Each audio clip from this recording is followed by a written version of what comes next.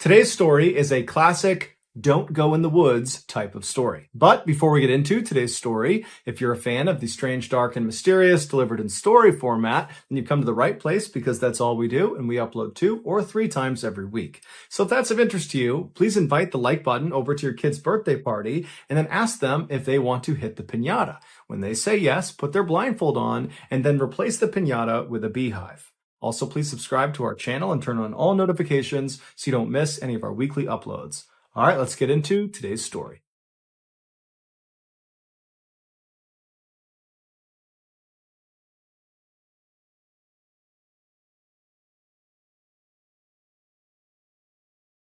Located in the far northwestern section of Canada is the aptly named Northwest Territories. It is a massive swath of land that virtually nobody lives inside of. To make that point crystal clear, consider the following. The country of Germany has a population of 83 million people, give or take.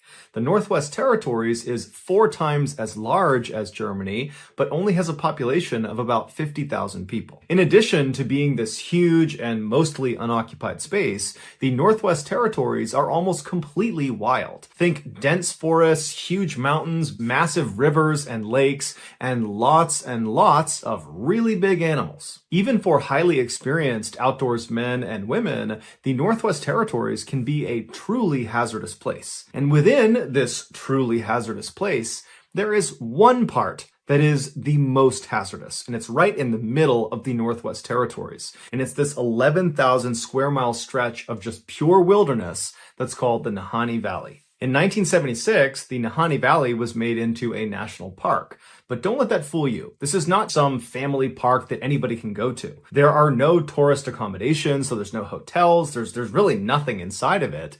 And there are no roads that lead into this park. The only way you can get inside this valley is by plane or by boat or by very stressful and difficult overland hike. But for those who are able and willing to make the effort to get inside of this valley, you have the opportunity to explore one of the most beautiful places on the planet because this section of the world is almost completely untouched by man. It is really nature at its purest form. However, there's a catch. This valley is said to be haunted. Over the last 10,000 years, the handful of native tribes that have attempted to settle inside of the Nahanni Valley have all either suddenly disappeared without a trace, like the Naha tribe, that literally overnight just was gone, leaving behind their shelters, their food, their supplies, just gone. No one knows what happened to them.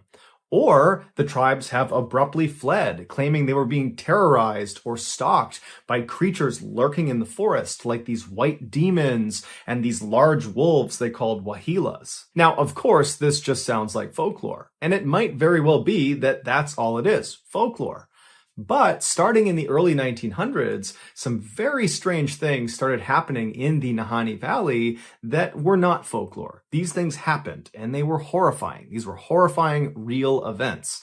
And they might, depending on your viewpoint, give credit to some of the theories that the native tribespeople have about this valley, which is there's something evil lurking out in this forest, but we just don't know what it is. In 1904, 3 brothers, Willie, Frank, and Charlie McLeod, who all lived in the Northwest Territories, decided they wanted to go looking for gold in the Nahanni Valley. They figured because so few people had ever been inside of this valley that if there was gold to be found, then certainly it had not been found yet. And so after a very long and arduous journey using sled dogs and trains and homemade boats, they finally slipped into the valley and found themselves on what's called the Flat River, which runs right through the center of the Nahanni Valley. Now, the Flat River is kind of ironically named because it's anything but flat. It's actually more like a rapid at certain points. But either way, the 3 brothers, they're on their boat, they're making their way up the Flat River, and at some point they pull off onto the riverbank and they set up camp. And then once their camp is set up, they go down to the river and they put their gold sluices in the water. A gold sluice is this long, skinny box that's usually made of wood, and it has a strainer on one side. And gold miners will put it in the water submerged, and they will kind of shovel the sediment on the bottom of the water into this little funnel, and the big stuff will get stopped by the strainer, and the dirt and the water will just kind of flow out the side. And so the idea is you can trap gold nuggets inside of this sluice. And so the three brothers, they get their sluices up and they start looking for gold, and right away they hit pay dirt. There is tons of gold in this river. And so all day, all night, they get all this gold. The next morning, they do the same thing. And by the time all their containers are literally filled to the brim with gold, they decide, hey, let's go back and turn this in, get some money for it, and then come back out here. And so they pack up their tent, they pack up all their supplies, and they put everything back in their boat. They get out onto Flat River, and at some point, very early on in their journey back, the boat capsizes, and the boat actually breaks apart from the strength of the rapids of Flat River. And so the boat actually just sinks, and much of their supplies sink, including all of their gold. But the three brothers are able to grab some of their supplies, like their rifle and some lumber and some of their mining supplies, and they swim it all to shore. They catch their breath. They're totally devastated at the loss of the gold, but they're alive. They have enough supplies to survive. And so they figure all they can do is maybe try to go back to their original site, try to get some more gold because they did still have a sluice, and then try to get out of there and then, regroup and come back another time. And so using some of the lumber they recovered from their broken boat, and then also by cutting down some trees, they literally fashioned another boat and then hopped back on the Flat River, and they went back up to that site where they had found gold earlier. They set up their sluice, they set up their camp again, and this time they didn't find any gold. So all day, this very disappointing day that they've already lost all their gold, now they're not finding any more gold. And so that night when they went to bed, they decided that the next day they were just going to leave. And so the next day they get up, they pack up, they hop back on the Flat River on this new boat they built, and they're able to make their way out of the valley and get back to their homes. As soon as they get back home, the two younger brothers, Willie and Frank, start talking about how they want to go back into Nahanni Valley and go get more gold, because now they know there's gold out there. It's not a question, yeah, we didn't find it that second time, but we know it's out there. Charlie, the older brother, he wanted to get the gold, but he felt like, hey, that was a close call with the boat flipping over. I don't know if it's a good idea, so I'm actually not going to go. You guys can go. I'm going to stay. And so several months goes by, and Frank and Willie have been doing all this preparation for this additional trip into the valley. And finally, in 1905, they're ready. And so Willie, Frank, and a third man called Robert Weir, who was a friend of theirs, he was going to replace Charlie. The three of them, they make their way up into the valley. Now, they didn't tell anyone how long they were going to be gone for, and so when they didn't send any word and no one had heard from them in weeks, Charlie was actually not that concerned because he knew there was lots of gold to be had out in the Nahanni Valley, and so he figured they must have struck it rich, and now they've decided to live out there long term, or at least maybe through the summer, or maybe the next year, and so he wasn't concerned, and because he wasn't concerned, nobody else was concerned about these three men. And so weeks turned into months, turned into a year, and still no one's heard from these three men. No one's heard from Willie, Frank, or from Robert, but still Charlie maintains that nothing can be wrong because there's three of them out there. They're incredibly experienced. There is a ton of gold out there. I'm sure they're just killing it and they're just acquiring all this gold, and we're going to see them in the next couple of months maybe, and everything's going to be just fine. But a whole other year would go by. So they've been out there for 2 years and no one has heard from them. And at this point, Charlie thinks to himself, okay, I have to go out and see if they're okay. And so he rounds up 4 other people from his town, and he mounts an expedition to head back into the Nahanni Valley to go find his 2 brothers and find Robert Weir. Charlie and his search party, eventually, after yet another long and arduous journey, they get into Nahanni Valley and they get onto the Flat River. And so they start making their way upstream along Flat River. So it must have been a very treacherous journey getting through the rapids of this river. And the whole time they're scanning the left and the right side, hoping to see some sign of life. They're looking for any indication that these 3 men are out here and just fine, but they didn't see any sign of them. And so they finally made their way all the way up to the very end of Flat River, or I should say the very beginning of Flat River, where it breaks off from a much larger river called the South Nahanni River. And once they turned onto the South Nahanni River, they began going downstream. And again, they're looking on either side for any sign of these 3 men. There's no sign of them. And then the river they're on takes a very sharp turn. It's actually called the Big Bend, and it's about a 45-degree turn. And as soon as you make that turn, it dumps you into this 10-mile stretch of river called Second Canyon. Now, along South Nahanni River, which is about 350 miles long, there are these 4 canyons that the water passes through. And they're labeled Fourth Canyon, Third Canyon, Second Canyon, and First Canyon. And these canyons are massive. These sheer cliffs on either side of the river shoot up to 3,000 feet above the water. And in some parts, the water is actually just as deep, thousands of feet deep. And Second Canyon is unique because the cliff faces are as sheer as you're going to get. And the cliff faces almost butt up exactly up against the water. So there's really very little shoreline on either side. So once you're in this 10-mile stretch, you're basically boxed in. You have thousands of feet of water below you. You have these massive cliffs on either side, and there's really nowhere to go. You need to get through this section of the river before you can effectively get onto the shoreline and take a break from being in your boat. And along these cliffs are these openings you see high up all over the cliffs on both sides that are openings to these massive cave systems inside of these thousands of feet tall cliffs. And because of how difficult it is to not only get to Nahanni Valley, but also to get up to these different cave openings, nobody's gone inside of them. We don't know what's inside of these caves, save for the few that are down low enough that people can explore.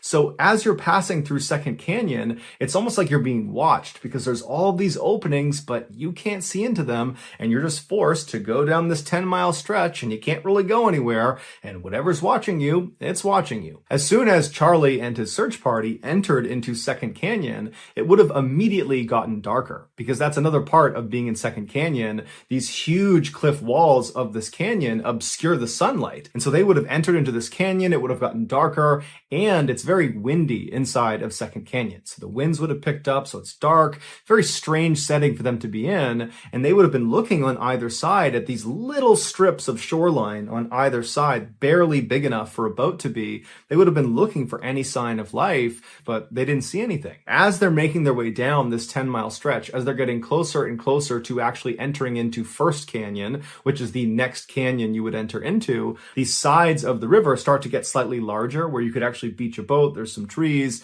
and on the left-hand side, right before exiting Second Canyon, they notice there is actually a tent perched within some trees.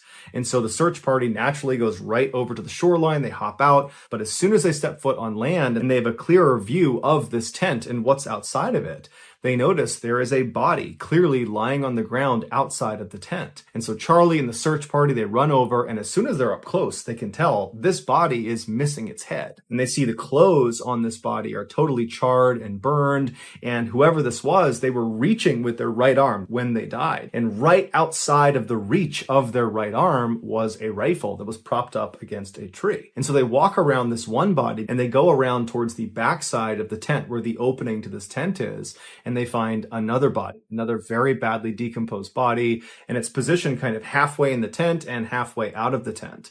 And there's a blanket kind of partially obscuring this person's body, and when they move the blanket, they see this body too is missing its head. So Charlie and the search party, they continue to search around the camp in hopes of finding the heads of these two people to try to figure out who they are, but they never find the heads. However, they do find some personal effects both in the pockets of these two bodies and then also inside the tent that would confirm these are Charlie's brothers. As for the third man that had been with them, Robert Weir, he was not at the campsite. And in fact, he would never actually be found officially. However, a little ways down the river, another partial skeleton would be found several months later that was attributed to Robert. However, that was not 100% confirmed to be Robert. The only other interesting thing that was found at this campsite was a carving in a nearby tree. And it just said, "We have found a fine prospect," indicating that Charlie's brothers had found gold.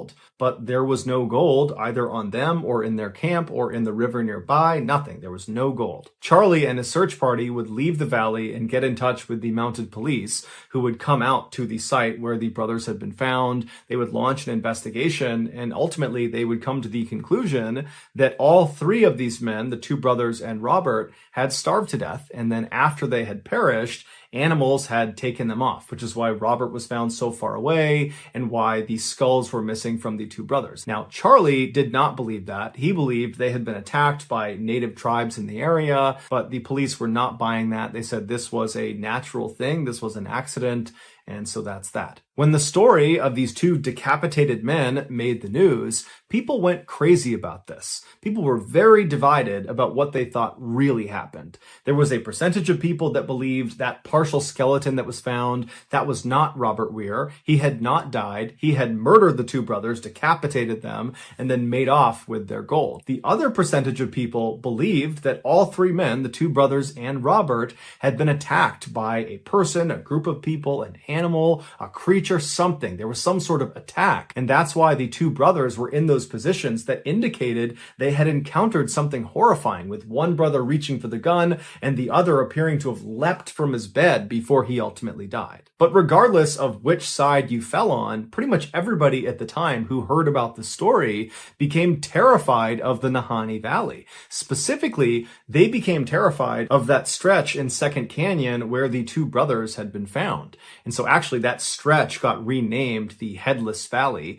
And from that point forward, that's all it was known as. And so even though there were obvious gold prospects in the Headless Valley and all along the South Nahanni River and the Flat River, people after this story broke were just not prepared to risk going in there and potentially becoming another victim.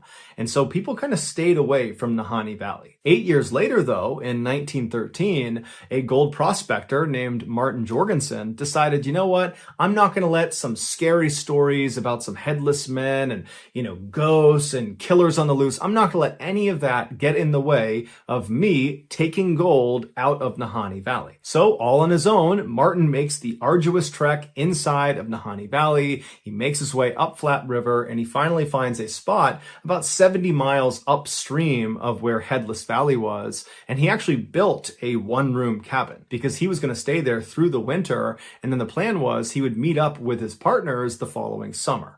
And so right after he got there, he set up his sluices and he started mining for gold. And apparently he found a lot of it because he sent word back to his partners outside of the valley that he had made it rich. And so his partners were really excited to meet up with him the following summer and see how much he got because they planned on going back into the valley with him that summer. So that summer rolls around. His partners go to the meeting spot right outside the valley, but Martin doesn't show up. And so his partners, they stay outside at this meeting space for several days until finally, when he doesn't show up, they decide, we have to go in there and see if he is okay, because at this point he should have been here. There's no excuse. And so they end up going into the Nahanni Valley. They make their way up Flat River and they go roughly to the area where they knew he was staying based on the message he had sent earlier. He had described where he was staying, and they actually found his cabin. Or I should say they found what was left of his cabin. His cabin had been completely torched, burned to the ground, and laying on the ground next to the burned out cabin was the burned out remains of another headless corpse. And this corpse belonged to Martin Jorgensen. The police did a thorough investigation, but they were never able to determine what actually killed him. The police did not connect Martin's death with the two McLeod brothers' deaths, even though they were all decapitated. They were in roughly the same area, and it happened within a few years of each other, and they looked very, very similar. Even though that all was true, the police said, nope, these are totally separate. Martin died for some reason, and then animals took parts of him away, and that's why his skull is missing. Martin's skull was never located, and the gold that Martin claimed to have struck it rich with was also not at the cabin, not on him. There was no gold anywhere in the vicinity. When Martin's death made the news, people went crazy, and despite the police assuring everyone that his death was not connected to the McLeod brothers' deaths, even though the police were saying that, the public didn't see it that way. It was just too easy to connect one decapitation with two other decapitations that have happened close together in a relatively short time frame, and so a lot of people assumed there must be a killer on the loose somewhere in Nahanni Valley. 7 years later, in 1921, the rumors of a killer on the loose were still alive and well when gold prospector John O'Brien and his partner decided, you know what, despite the rumors of this so-called killer or whatever's going on in the Nahanni Valley, let's go into the Nahanni Valley and try our hand. Let's try to get some gold. And so the two of them made their way into the valley and they set up camp in Headless Valley, not far from where the McLeod brothers had been found decapitated. So they set up their camp and they're there for a couple of days. They're doing well. They're finding gold. And then at some point, John tells his partner that he's going to go out and check all of their traps along the river. And he'll be back in about 8 or 9 days. And so his partner waits 8 or 9 days and John doesn't come back. And a couple of days after that goes by and now John's past due. And so the partner decides he has to go out looking for him. And so there was another gold prospector in the area. And so this partner contacted him and the two of them went to the river and began walking upstream until they found John. And he had frozen to death. But it was very interesting the way he was positioned. He was sitting in front of this obviously previously lit campfire. He wasn't hunched over. He didn't look like he was in pain. He looked like he was just enjoying the fire. There was nothing on his face that indicated discomfort or pain or fear. He was even holding the matchbook in his hand. It was like he was just sitting there enjoying the fire when something caused him to suddenly freeze. In fact, witnesses would say John looked like he had been flash frozen, as if it had happened in a matter of seconds, because it didn't look like he had reacted properly to freezing to death. And the police, when they came out, they would say, this is odd. This is odd the way he's positioned. But ultimately, he died because he froze to death. And so there's no foul play here. And so no further investigation is needed. 5 years later, in 1926, a hunting party that included a young woman named Annie Lafferty was camping out along the Flat River inside of Headless Valley. And so that night, they're all kind of joking around the fire. And then at some point, they decide to all go to sleep. And then the next day, when everybody gets up, Annie is no longer in camp. And there's no sign of where she went. And so they begin by yelling out and walking around the immediate vicinity to see maybe if she stepped away for a minute, but Annie's just gone and no one knows where she went. And so the hunting party spends the rest of the day looking for Annie, but there's no sign of her. They ultimately leave the valley. They tell police. Police come out. There's this huge search, but Annie's never found. Several months later, a man named Charlie, who happened to have been out near Flat River, near this hunting party when they were out there, but Charlie himself was not in the hunting party. He didn't know Annie. He was just in the vicinity. He overheard someone talking about a member of that hunting party, specifically a woman, going missing. And when he heard that, he knew he had to tell police what he had seen that night out near Flat River. So he goes to police and he explains that that night when he knew there was this hunting party over there, he could hear them, he knew they were over there. He said at some point he went to bed and then he woke up when he heard the sound of rocks falling into the river in front of him. He was sleeping along the river's edge. So he sits up and he looks out across the river. It's totally dark, but there's some moonlight and he's kind of looking around wondering what's causing the sound, but he can't see it. And then he hears it again and he can tell it's off to his left. And these are not huge rocks. These are like medium to small size rocks, like rocks you could just pick up and throw.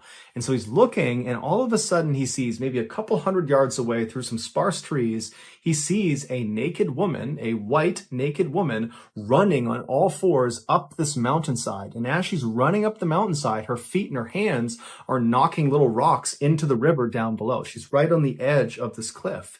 And as she's running up this hill, she stops and she turns and he gets a good look at her face. And Charlie would say he was so taken aback by her face. It looked like she was possessed. There was something wrong with her face. And so Charlie instinctively ducked down and chose not to follow her, even though he knew anybody running naked anywhere in the wilds is doomed. But he felt like he could not go near this woman. There was something wrong with this woman. And so the police, they take this story down and they say, hey, this is what Annie looked like. And Charlie would say, I think that's her. I think that matches her description.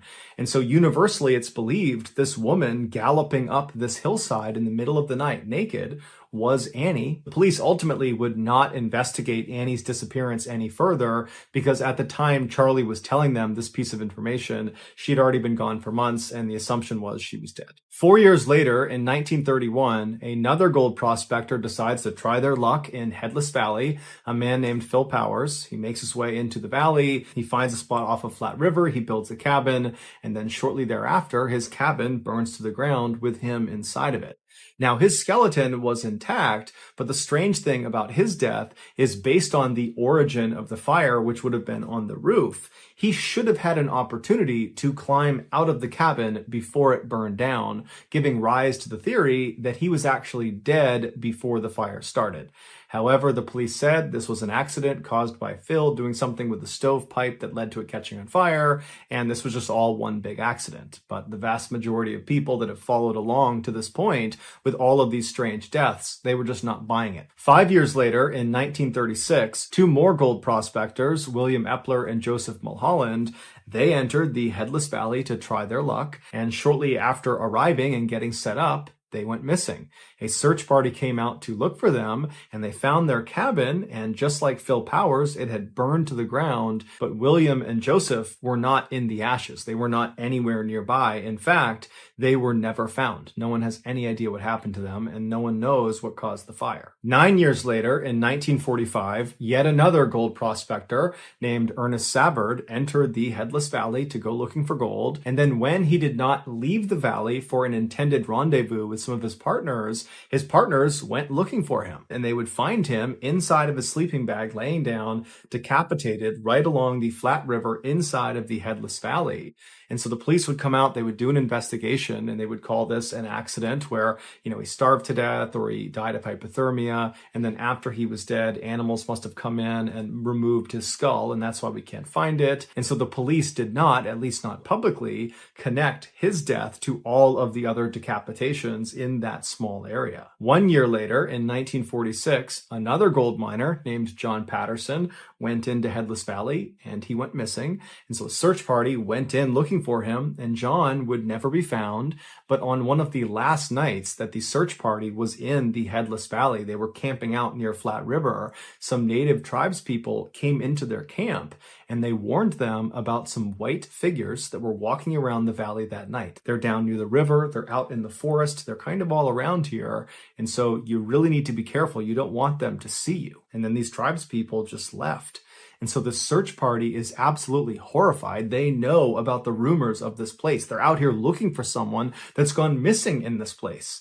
And all night, all they hear are distant howls and screams that they hadn't heard in the previous nights. They're hearing these wailing sounds coming from all around them, like these things that are out there were intentionally trying to scare them to get them to leave. It felt like they were not supposed to be there. The next day, first thing when they got up and they left, the leader of that search party would say he just felt like the whole valley was totally sinister, and that constant wailing they heard the night before, he said he will never forget. From the mid-1940s onward, there have been far less strange incidents reported inside of Nahanni Valley, but one could attribute that to the fact that far less people have been going into Nahanni Valley ever since the 1940s. And in recent times, huge segments of the park have been permanently closed. The park has said the reason they're doing that is to protect that segment of the park. But other people have speculated that at least part of the reason why they're closing these segments, many of which are right near the Headless Valley, is because they're trying to protect people from getting anywhere near whatever it is that's lurking inside of that park. But regardless, it is still a fact that over the last century, there have been dozens and dozens and dozens of people that have either gone missing or who have died under very mysterious circumstances inside of this valley. And the truth is, nobody knows why. So that's going to do it, guys. If you found the secret in today's episode, let us know in the comments section what it is and where you found it. So give us the timestamp. And if you're the first to do that, we'll pin you at the top of the comments section. If you got something out of today's episode and you haven't done this already, please invite the like button to your kid's birthday party and then ask them if they want to hit the piñata. And then after you get their blindfold on, replace the piñata with a beehive. Also, please subscribe to our channel and turn on all notifications so you don't miss any of our weekly 2 or 3 video uploads. We are now selling merchandise like this hat, like this flannel, and all sorts of stuff. There's mugs and stickers and sweatshirts. If you're interested in MrBallen merchandise, go to shopmrballen.com. If you're interested in upcoming deals and promotions relative to the shop, go to our shop's Instagram page. The username is shopmrballen. If you want to get in touch with me, you can direct message me on Instagram or on Twitter. My username for both platforms is the same. It's johnballen416. I also have a ton of content over on TikTok where my username is MrBallen. We also have a second YouTube channel called MrBallen Shorts where we post random short videos and lost episodes. If you have a story suggestion, please submit it to our subreddit just called MrBallen. It's linked in the description below. So whether I see you on Twitter, Instagram, TikTok, Reddit, YouTube, or some combination, just know that I really appreciate your support. And until next time, that's going to do it. See ya. In 2021, police in Salt Lake City, Utah, discovered a strange video on someone's phone. Now, this video, which at first seems kind of playful, is one of the most disturbing and distressing videos when you realize what it's about. Fair warning, we're going to play a portion of that video in today's episode towards the end of the episode. And also, fair warning, the ending to this story is just totally heartbreaking and brutal. So viewer discretion is advised. But before we get into today's story, if you're a fan of the strange, dark, and mysterious delivered in story format, then you've come to the right place because that's all we do, and we upload once or twice every week. So if that's of interest to you, please move into the room directly above the like button's apartment and immediately begin hosting tap dancing classes in your apartment. Also, please subscribe to our channel and turn on all notifications so you don't miss any of our weekly uploads. Okay, let's get into today's story.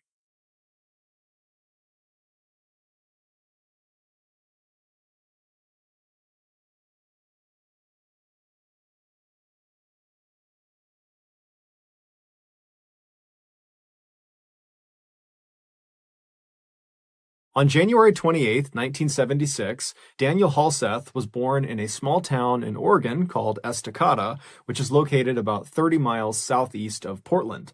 Daniel's family owned a farm, and so from a young age, Daniel became accustomed to getting up super early and helping out with daily chores. This childhood experience on the farm instilled in Daniel a strong work ethic, and it also taught Daniel to really appreciate family, because the family he had grown up in spent all their time together, and they all struggled and worked together every day to make ends meet.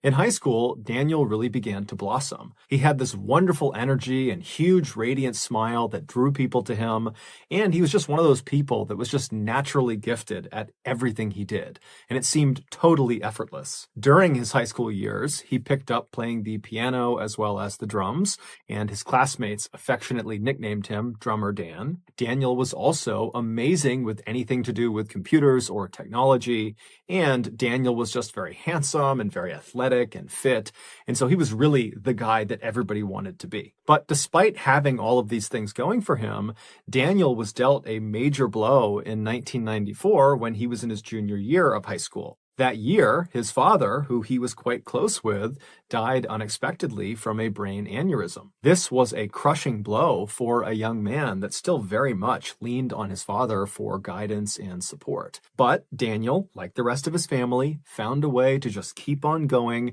despite this immense heartbreak. In 1995, so a year after his father's death, Daniel would graduate high school and he would head to Salem, Oregon, where he would go to school and earn his bachelor's degree in music, and then he would stick around in Salem at another university and he would earn his master's in business. And it was during those years that he was in Salem that Daniel would meet a young woman named Elizabeth Schwarak, who had grown up in Salem. She, like Daniel, was incredibly hardworking and was just naturally good at everything she tried. She was also a model, and so when she and Daniel began dating, they genuinely looked like this beautiful Hollywood couple. In 2001, which was shortly after Daniel had earned his master's degree, he and Elizabeth got married. 5 years later, the couple, who now were the proud parents of 3 young children, 2 girls and a boy, they moved to Las Vegas because Daniel had found work there. Daniel had founded this computer IT company because he was so skilled with computers, and it was really starting to thrive, and many of his clients were in or around Las Vegas. But just a few years after getting settled in Las Vegas, it would be Elizabeth's career ambitions that would take center stage in the family. Elizabeth had always wanted to get into politics, and in 2010, she decided she would run for a state Senate seat in Nevada. But in order to do that, she would need to campaign really aggressively, which would mean she'd be gone a lot of the time. And so Daniel, who was working full-time with this computer company, he would need to keep doing that because that paid the bills. But he would also have to become the primary parent for their 3 children. And so when she approached Daniel and said, I really want to do this, but it requires a lot out of you. Are you willing to do this? Daniel was completely supportive and actually really excited at the idea. He had no problems whatsoever. And so very soon, Elizabeth would be out on the road campaigning and trying to win the state Senate seat, and Daniel would be home goofing around with the kids and taking them hiking and going to playgrounds and parks. And then after he would put the kids to bed, bed at night, he would stay up super late and run his computer business out of their dining room. And all this additional hard work and sacrifice that Daniel was making for his wife paid off when later that year, on November 2nd, Elizabeth, who had run this incredible campaign that was built on family values and wholesomeness and morality, she would win the state Senate seat, which shocked the state of Nevada. And even more impressive, she would become the youngest woman to ever be elected to Nevada legislature at just 27 years old. So it was clear to everyone in Nevada and also outside of Nevada that Elizabeth was destined for greatness. She was going to be the next big political superstar. And anyone who was close to the Halseth family knew Daniel was her #1 cheerleader. He was so proud of her. But soon, the Halseth's perfect life would come crumbling down.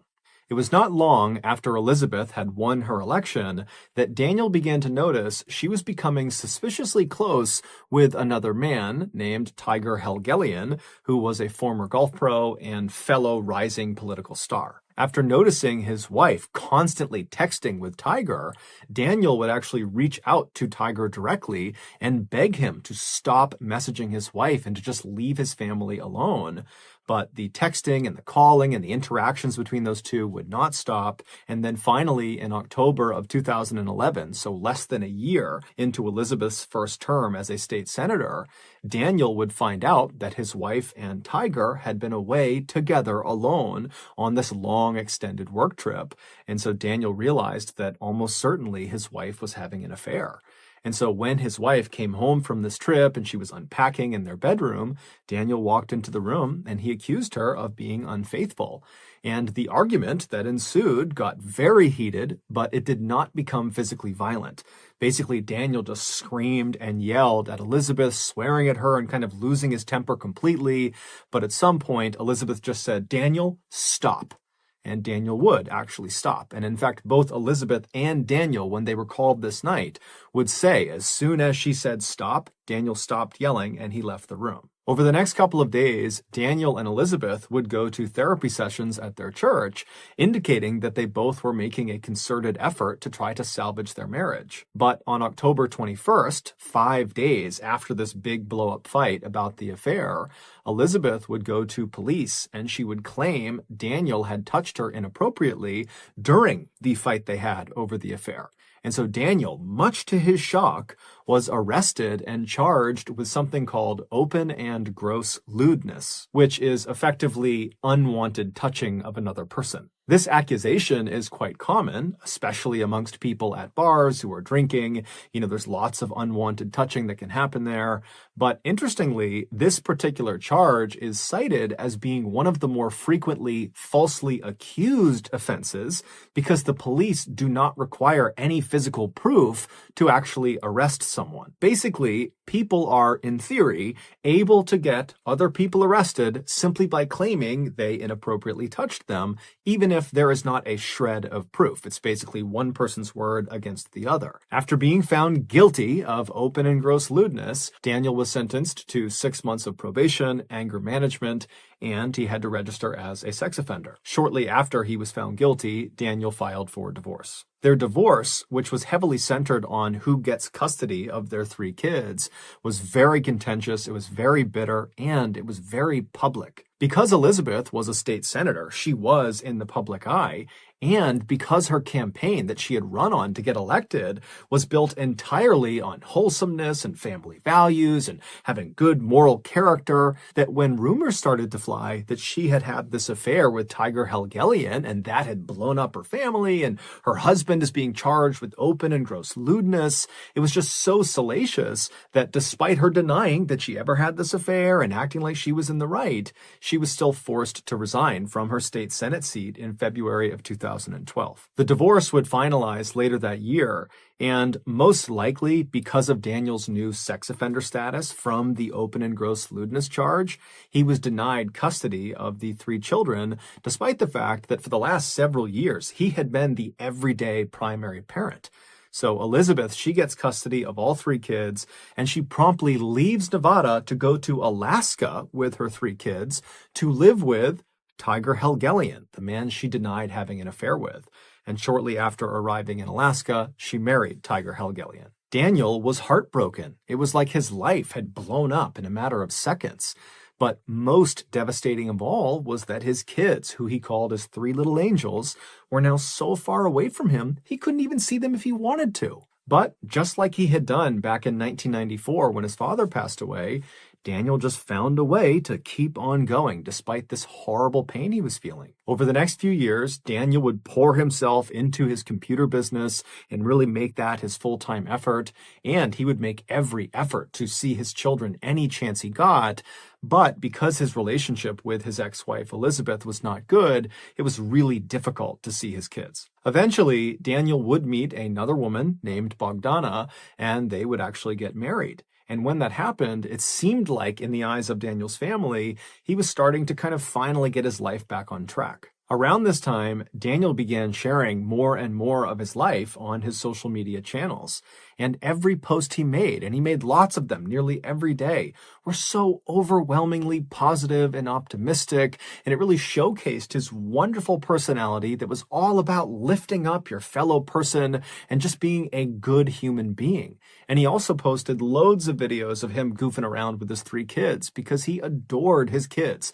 They were the most important thing to him by far. But despite having this very cheerful outward presence on social media, privately, Daniel was dealt yet another very difficult blow in 2019 when his marriage to Bogdana, his second wife, fell apart. And so once again, Daniel was all alone. His social media posts around the time of the second divorce remained positive and very optimistic for the most part, but anytime you saw an image of Daniel actually facing the camera, you could just see a distinct sadness in his eyes. But just as quickly as it seemed like once again Daniel's life was just going to crumble, something truly amazing happened for Daniel. Daniel's first ex-wife, Elizabeth, and their three kids decided to leave Alaska and come back to Nevada and resettle in Las Vegas.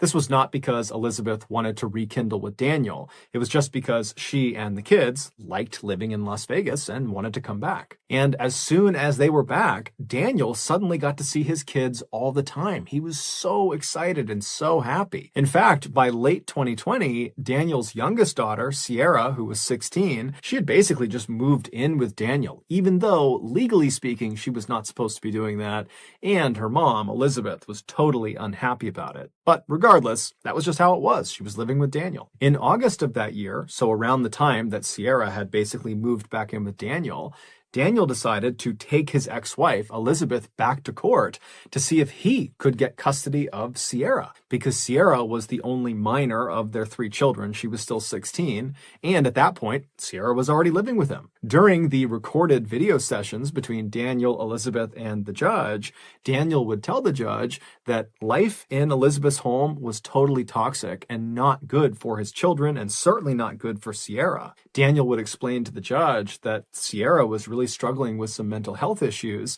and what she needed right now was professional therapy, something he had already enrolled her in since she had moved back in with him. Daniel also presented to the judge a letter that he said Sierra wrote that basically backed up the idea that she is better off living with her father. Elizabeth would generally respond to all of these things that Daniel was saying by saying Daniel was a liar and that he was not fit to be a parent, and that letter that he claims Sierra wrote doesn't sound like her, insinuating that, the letter was forged. The judge, who at regular intervals would get very frustrated with both Daniel and Elizabeth, finally would just say, look, you got all sorts of issues between the two of you, and it's creating a horrible environment for your kids. And if you don't find a way to come to some sort of compromise, the people that are going to suffer are your kids, specifically Sierra. Finally, in early 2021, when Daniel and Elizabeth still had not come to terms, the judge just ordered that Daniel return Sierra to her mother's residence because, legally speaking, Sierra was supposed to be in her mother's care. And so begrudgingly, Daniel would take Sierra and he would bring her back to her mother's house and he would say, okay, go see your mother, and then he would drive off. But later that night, Sierra would sneak out of her mother's house and just run back to be with her dad. Needless to say, Daniel was not unhappy about that turn of events. The custody battle over Sierra continued to rage for the next several months, with Sierra opting to still remain at her father's place despite the court order, despite her mother pleading with her to come home. And then in April of 2021, something very odd happened. On the morning of April 8th, several $100s was withdrawn from Daniel's bank account from a few different ATMs around Las Vegas. This particular bank account was shared between Daniel and his second ex-wife, Bogdana. They just hadn't gotten around to relinquishing control to one or the other. And so these particular withdrawals were kind of uncharacteristic for Daniel or for Bogdana, and so they were flagged as potentially fraudulent, and so the bank sent notifications to both Daniel and Bogdana saying as much. And so Bogdana, she gets the messages that there's been these potentially fraudulent charges. She knows it wasn't her. And so she calls Daniel, but Daniel doesn't pick up. And so she texts Daniel. But again, silence from Daniel. Thinking this was a little bit odd, Bogdana reached out to Daniel's mother, Christine, knowing that Daniel and his mom spoke nearly every day. And so she filled the mother in about what was going on. And after getting all the information from Bogdana, Christine would try calling and texting Daniel, but still got nothing. And so she reached out to her granddaughter, Sierra. And so she calls Sierra. Sierra doesn't pick up. She texts Sierra asking to speak to Daniel, and Sierra doesn't get back right away, but eventually she responds to Christine, and the response just said, "His phone has been acting up, but he's okay. It should be fixed by tomorrow night. No worries." Now, Christine was relieved to read that her son and her granddaughter were just fine, but at the same time, there was just something odd about the fact that she could not get in touch with her son, and that Sierra was kind of acting a little bit cagey, not answering her phone, which was unlike her, and then sending a message that didn't quite sound like her. But either way, Christine just let it go and figured she would be in touch with her son over the next 24 hours. But the next day, by 10 a.m., when Christine and Bogdana had not heard or seen Daniel, Christine again reached out to her granddaughter, Sierra. She called her, but she didn't pick up. And so she texted Sierra, this time demanding that she put her father on the phone. But Sierra did not put her father on the phone. Instead, after a few minutes, Christine just got another text message that said something to the effect of, "My dad's in the shower, so he can't talk right now." Christine, at this point, it was like her radar was up, and she knew there was a real problem. She didn't know what it was, but there was a problem, and someone needed to go over to Daniel's house and make sure he and Sierra were okay. And so Christine contacted a woman named Peggy Newman, who was Daniel's landlord and a close friend of Daniel. And she asked Peggy, would you mind going and doing a welfare check at Daniel's house? And Peggy would say, of course, no problem, but I won't be able to get over there for at least several hours. And so Christine said, no problem. But as soon as she hung up, Christine just was so anxious, waiting to find out what was going on with her son, that at 1:46 p.m., when still Peggy was out running errands and had not done the welfare check yet, Christine just called the police and asked them to do a welfare check. Yeah, hi, I need a welfare check. I don't know on who are we doing a welfare check? For my son. He's been missing for 2 days. His work's called. His family's called, I've called, his ex-wife's called, and there's nobody answering the phone, and there's nothing. Nobody can get a hold of him, and then his work called, and they can't get a hold of him, and it's really, he just doesn't act like this. But as it would happen, just a few minutes after Christine placed that 911 call, Peggy Newman and a friend of hers actually arrived at Daniel's residence ahead of the police. And so when they got there, they hopped out of their car, they walked up to the front door, and as they're knocking on the front door, they look over into the driveway and they see Daniel's car, which was a blue Nissan Altima, is not there. And so they're knocking, they're seeing the car is not there, it's totally silent in the house. And so Peggy, she reaches down and she tries the doorknob and she finds it's unlocked. And so she twists the knob, she opens the door, and she and her friend step inside. Just minutes later, Peggy and her friend would come running out of the house, and Peggy would call 911 because the police weren't there yet, and she would frantically try to describe to the dispatcher what she had just seen.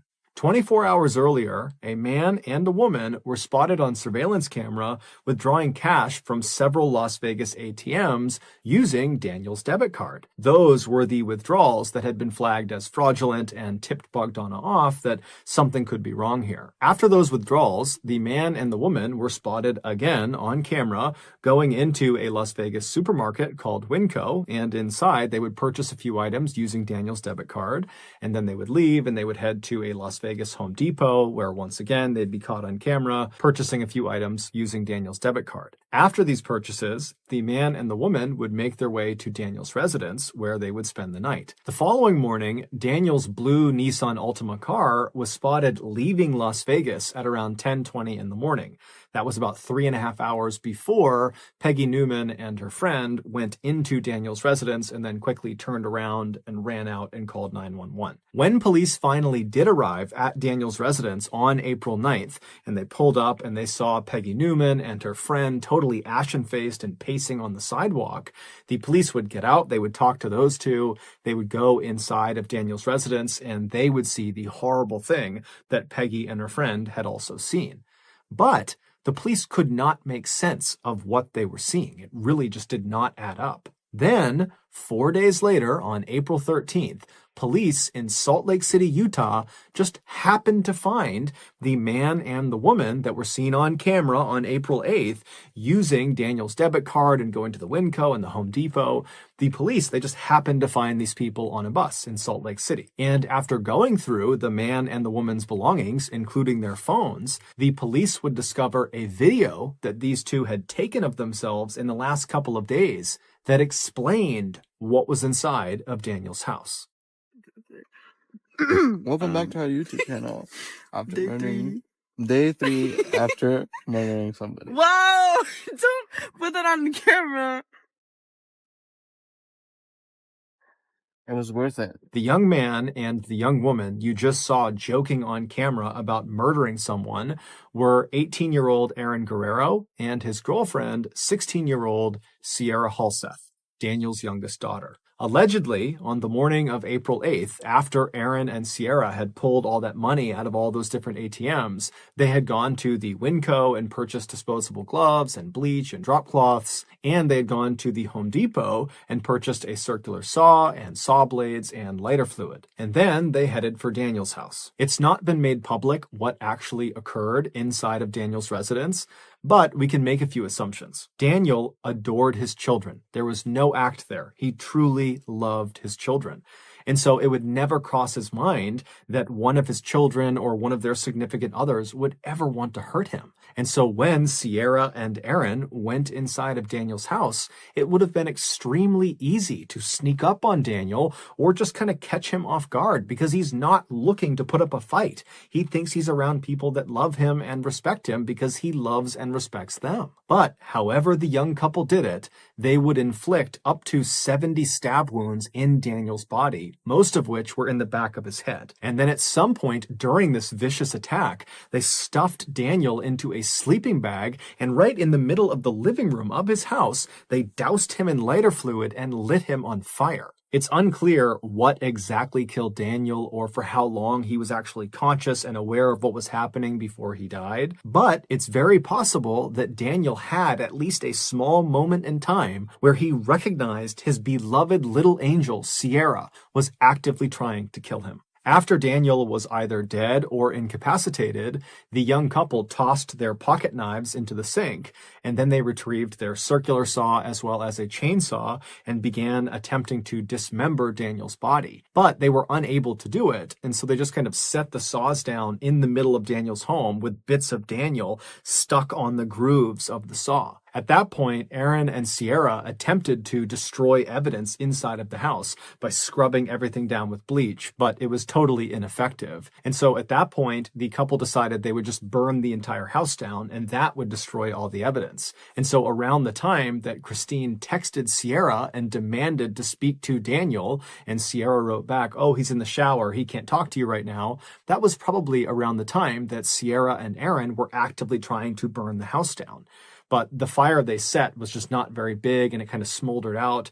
And so they would just kind of leave all of the evidence all over Daniel's house, and they would leave Daniel's destroyed and burned body kind of propped up against the door leading into the garage. And they would just leave the house, hop in Daniel's blue Nissan Altima, and at around 10:20 in the morning, they would leave Las Vegas. The only reason police were able to apprehend Aaron and Sierra in Salt Lake City a few days later was because the couple had made their way to Salt Lake City and hopped on a bus, and Aaron had not paid the fare. He had just snuck onto the bus. And so at some point, the transit authority had come through the bus and they were asking people to show their tickets, and Aaron didn't have one. And so when they discovered this, they asked for his name, and when they entered his name into their system, it popped up that the Las Vegas PD were actively searching for him. While only Sierra knows why she turned on the one man who would forever love her and would forever support her, what we do know is around the time that Daniel and Elizabeth had gone back to court and they were having those virtual meetings with the judge to decide who was going to have custody over Sierra, Sierra had begun dating Aaron, and she had fallen totally in love with him,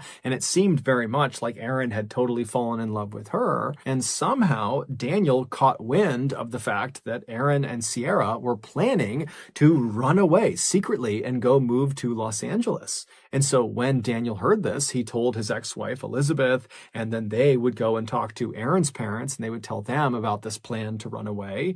And both sets of parents talked and decided it was in both child's best interest if they stopped seeing each other. And so starting in early 2021, the parents forbade their child from seeing each other, and that was it.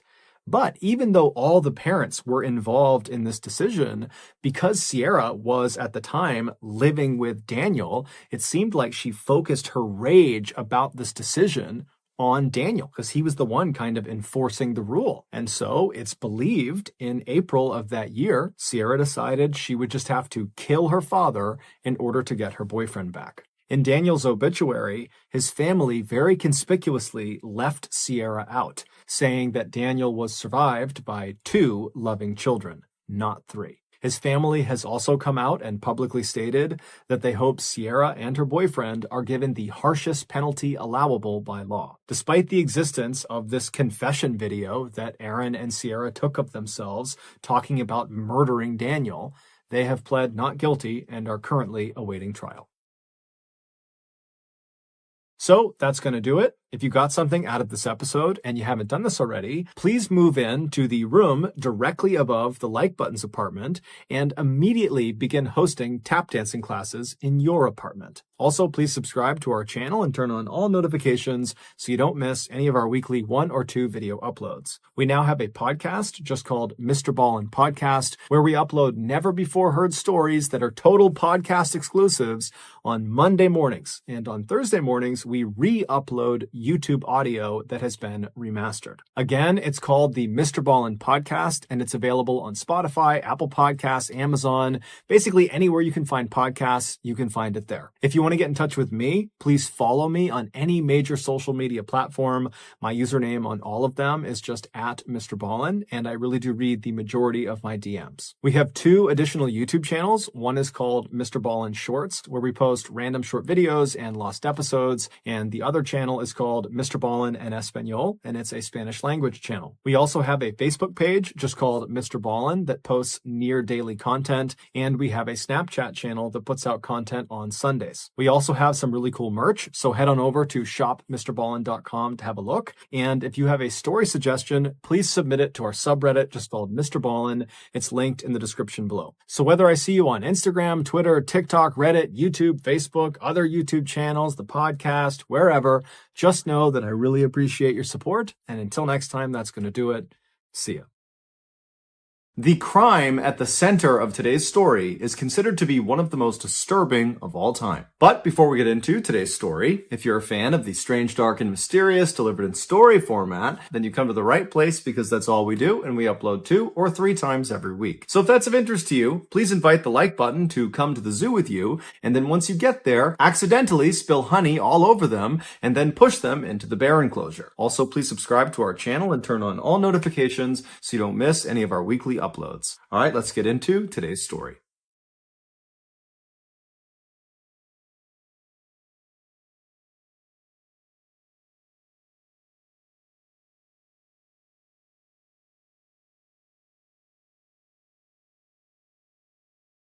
Austin Harif was born on December 21st, 1996, to a dentist and a pharmacist. They lived in a beautiful home in Palm Beach County, Florida, which is not only one of the nicest and wealthiest places to live in Florida, but it is one of the nicest and wealthiest places to live in all of America. And that's why, as of 2021, there are 44 billionaires that call this paradise their home. In 2010, when Austin was 13 years old, his parents suddenly got divorced, and within the same calendar year, both of his parents had new girlfriends and boyfriends. Now, of course, this was a shock to Austin and to his 1 year younger sister, Haley, but they both relatively quickly adjusted to their new normal. And that was in large part because the kids didn't move out. They stayed in the family home with their mom, and their father, he did move out, but he moved into a home that was very close by. About a year after the divorce, Austin began high school, and immediately he excelled. He was placed into all advanced classes, and within these advanced classes, Austin was consistently at the top of his class. Austin was also a big athletic guy. He was about 6 feet tall and weighed about 200 pounds. And so naturally, he played football for all 4 years he was in high school.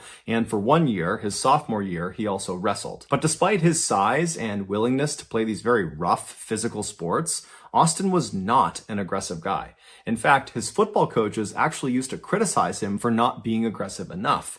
And on game days, they would try to make him mad in hopes that would inspire him to go out there and smash some people. But it really didn't work because Austin was Austin. He was just kind of a laid-back guy who was actually much more interested in helping people than smashing them. In fact, towards the end of high school, Austin became obsessed with trying to identify a career that would allow him to help the most people. And he was so passionate about this that when he spoke about it, a huge smile would kind of involuntarily appear on his face. And so because of this, and because of Austin's generally happy disposition, his father very lovingly began referring to him as the happy boy. Shortly before Austin's graduation in 2015, he received a letter in the mail from Florida State University, and it was informing him he had been accepted into their 4-year pre-med program. Austin had settled on medicine as being his intended career path to help the most people, and so being accepted into this very prestigious program was like a best case scenario. And so Austin and his family were elated, and that summer that followed his high school graduation was totally charmed. Austin was on cloud 9. He spent a lot of time with his family and his friends. And then finally, at the end of the summer, his family packed all of his stuff into the car and they drove 6 hours north to Tallahassee, where the Florida State campus was.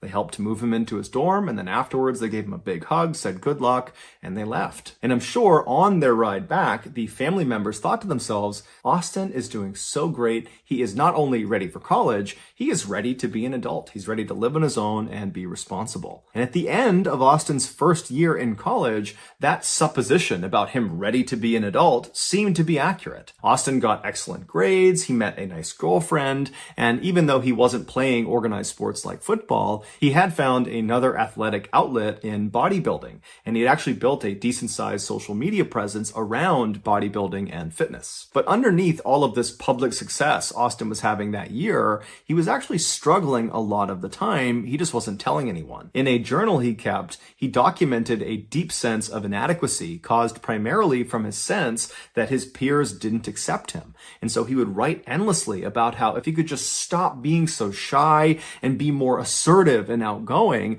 that more people would embrace him and would like him and would accept him. Over the course of that year, Austin also started abusing different substances. Those included things like alcohol, marijuana, and Vyvanse. Vyvanse is a drug that is a stimulant, and it's used to treat people with attention deficit disorder. He also experimented with hallucinogenic drugs like acid and mushrooms, and he also tried MDMA, which is kind of like a cross between a stimulant and a hallucinogenic. And those are just the drugs that we are aware he was taking. It's entirely possible he was taking other drugs too. Regardless, Austin began oscillating between the high of whatever drug or combination of drugs he was on to the low of his sober mind, which was totally saturated with anxious and depressive thoughts. Before the end of the school year, Austin was secretly poised for a full-blown mental breakdown, and it seemed like he knew it was coming too. In the last month before the end of school, his internet search history is filled with questions like, I think I'm crazy, what do I do? And how do you know if you're crazy? And how to deal with obsessive thoughts? And do I need to sleep? And what happens if you don't sleep? it was clear he was starting to question his own sanity. When Austin finally returned back home from Florida State that summer, his family immediately noticed there was something wrong with Austin. Within a few days of being home, Austin had moved his bed from his bedroom down into the garage, claiming that the reason he did this was because the house was full of demons. At night, instead of sleeping, Austin would patrol the house. He would literally just walk all around the house all night, never stopping, and every 2 hours he would knock on the bedroom doors of his family members and loudly announce that he was guarding them from the demons in the house. Now, you can imagine how his family felt at the time. This was so unbelievably weird and totally out of character that they just didn't really know what to do. Even though it was obvious there was something wrong, they didn't jump into action. Instead, the only thing they did at first was to just start locking their bedroom doors at night to prevent Austin from coming inside during his nighttime patrols. But as the summer progressed and Austin continued to act totally weird with no explanation, his family began to become convinced that he must be on drugs, that is what would explain all of this totally strange behavior. And so when they confronted him about his drug use, he would admit that he was taking drugs, lots of different drugs, psychedelics, stimulants, you name it. He's taking all these drugs. And so naturally, his family latched on to his drug use as being the root cause of his very strange behavior. And so they focused their efforts almost exclusively on getting Austin clean again. But towards the end of the summer, Austin said he wasn't taking any drugs, but Austin was still acting totally crazy and unhinged. And so around mid-August, the family decided they had to utilize something called the Baker Act. Under the Baker Act, individuals in Florida who are suspected of severe mental illness can be detained for up to 72 hours at the behest of their loved ones. And during these 72 hours, this individual is thoroughly assessed to see what's going on with them. And then at the end of those 72 hours, they are given a treatment plan that their family is supposed to help them enact. But before the family could utilize the Baker Act, something horrific happened. On the morning of August 15th, one of Austin's very close friends, who he had known since second grade, said Austin just showed up at his house without calling ahead of time or letting him know, which was very uncharacteristic. And when this friend opened the door to see what Austin wanted, Austin just asked him, "What year was I born?" And so the friend says, 1996? And as soon as Austin heard this, he didn't give a reaction to it. He just turned around and he left. And so this longtime friend is looking at Austin walking away, wondering, what's going on with this guy? Is he high on drugs? Is he drunk? What was that? So the friend goes back inside his house and he's thinking to himself, what should I do? And so after a couple of minutes, he decides, I got to call Austin and make sure he's okay. So he calls Austin, Austin picks up, and it's unclear what they talked about on the phone, but the friend convinced Austin to come back to his house and to just spend the day with him. But really, the friend just wanted to make sure Austin was okay. And so Austin comes back to the friend's house, and then the two of them actually would leave the house and meet up with some of their other friends that were in town that summer, as well as meet up with Austin's sister. And so the group, they decide they're going to go to the beach for the day. And on their walk to the beach, Austin tells the group that he just needs to get something at his house and that he will meet them down at the water. And so at this point, the group believes Austin is just fine. So they say, okay, yep, we'll meet you down there. And so Austin breaks off. He goes to his house. And when he goes back to the beach and meets up with his group of friends again, he's changed his outfit. He was now wearing this very thick, large football jersey. He was wearing long sweatpants that were also very thick. He had on 2 wristwatches and he had on sunglasses.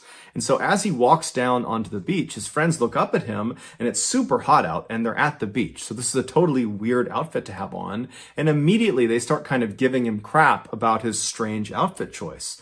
But Austin did not think it was funny at all. And at first he was quiet, but then he kind of lashed out and said, "If you tell me I'm crazy, I will kill you." And at this, his friends did not give him any more crap. Everyone just said, "Okay, man, hey, didn't mean anything by it. Just giving you a hard time. No big deal." But Austin's clearly worked up. And so his sister comes over to him and she's like, "Hey, calm down. It's okay. It's not a big deal." And during this conversation, Austin suddenly goes back to being normal again. And he turns to his sister and he says, "I'm actually half horse and I'm immortal." And his sister's like, "What? You really need to get professional help. You need to see a therapist or a psychologist or something. Something is wrong with you and it's been wrong all summer. You need to get help." Now, apparently, Austin actually responded to this very positively. And he said, I agree. There is something going on, and I do need to get help. You're right. And so after that, Austin and the rest of the group, they stayed at the beach for several hours.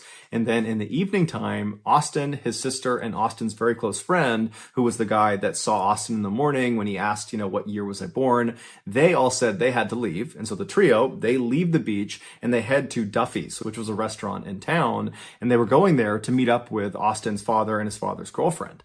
And so as they're getting to this restaurant, they're walking along the sidewalk, they're nearing this restaurant, when suddenly Austin turns to his sister and says, "Hey, I need to test out my immortality."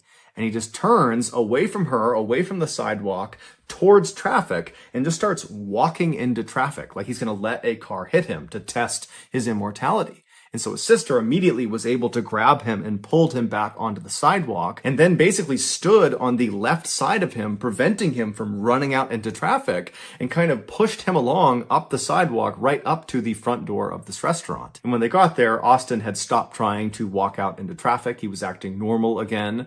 And it was there that the trio met up with Austin's father and his father's girlfriend, and the five of them went into Duffy's restaurant. It was about 7:45 p.m. when they got inside, and they were very quickly sat in the very back of the restaurant in this booth. And so there was a CCTV camera that watched them while they were inside this building. And so they're sitting at this booth, and about 3 minutes after having sat down, Austin gets up and walks away from the booth and walks as if he's going towards the bathroom, but then stops, doesn't go to the bathroom, turns around and walks back towards the front of the building, and then walks out the front doors, just leaves the restaurant altogether. Now, it's unclear if the rest of his family saw him do this. It doesn't seem like they did.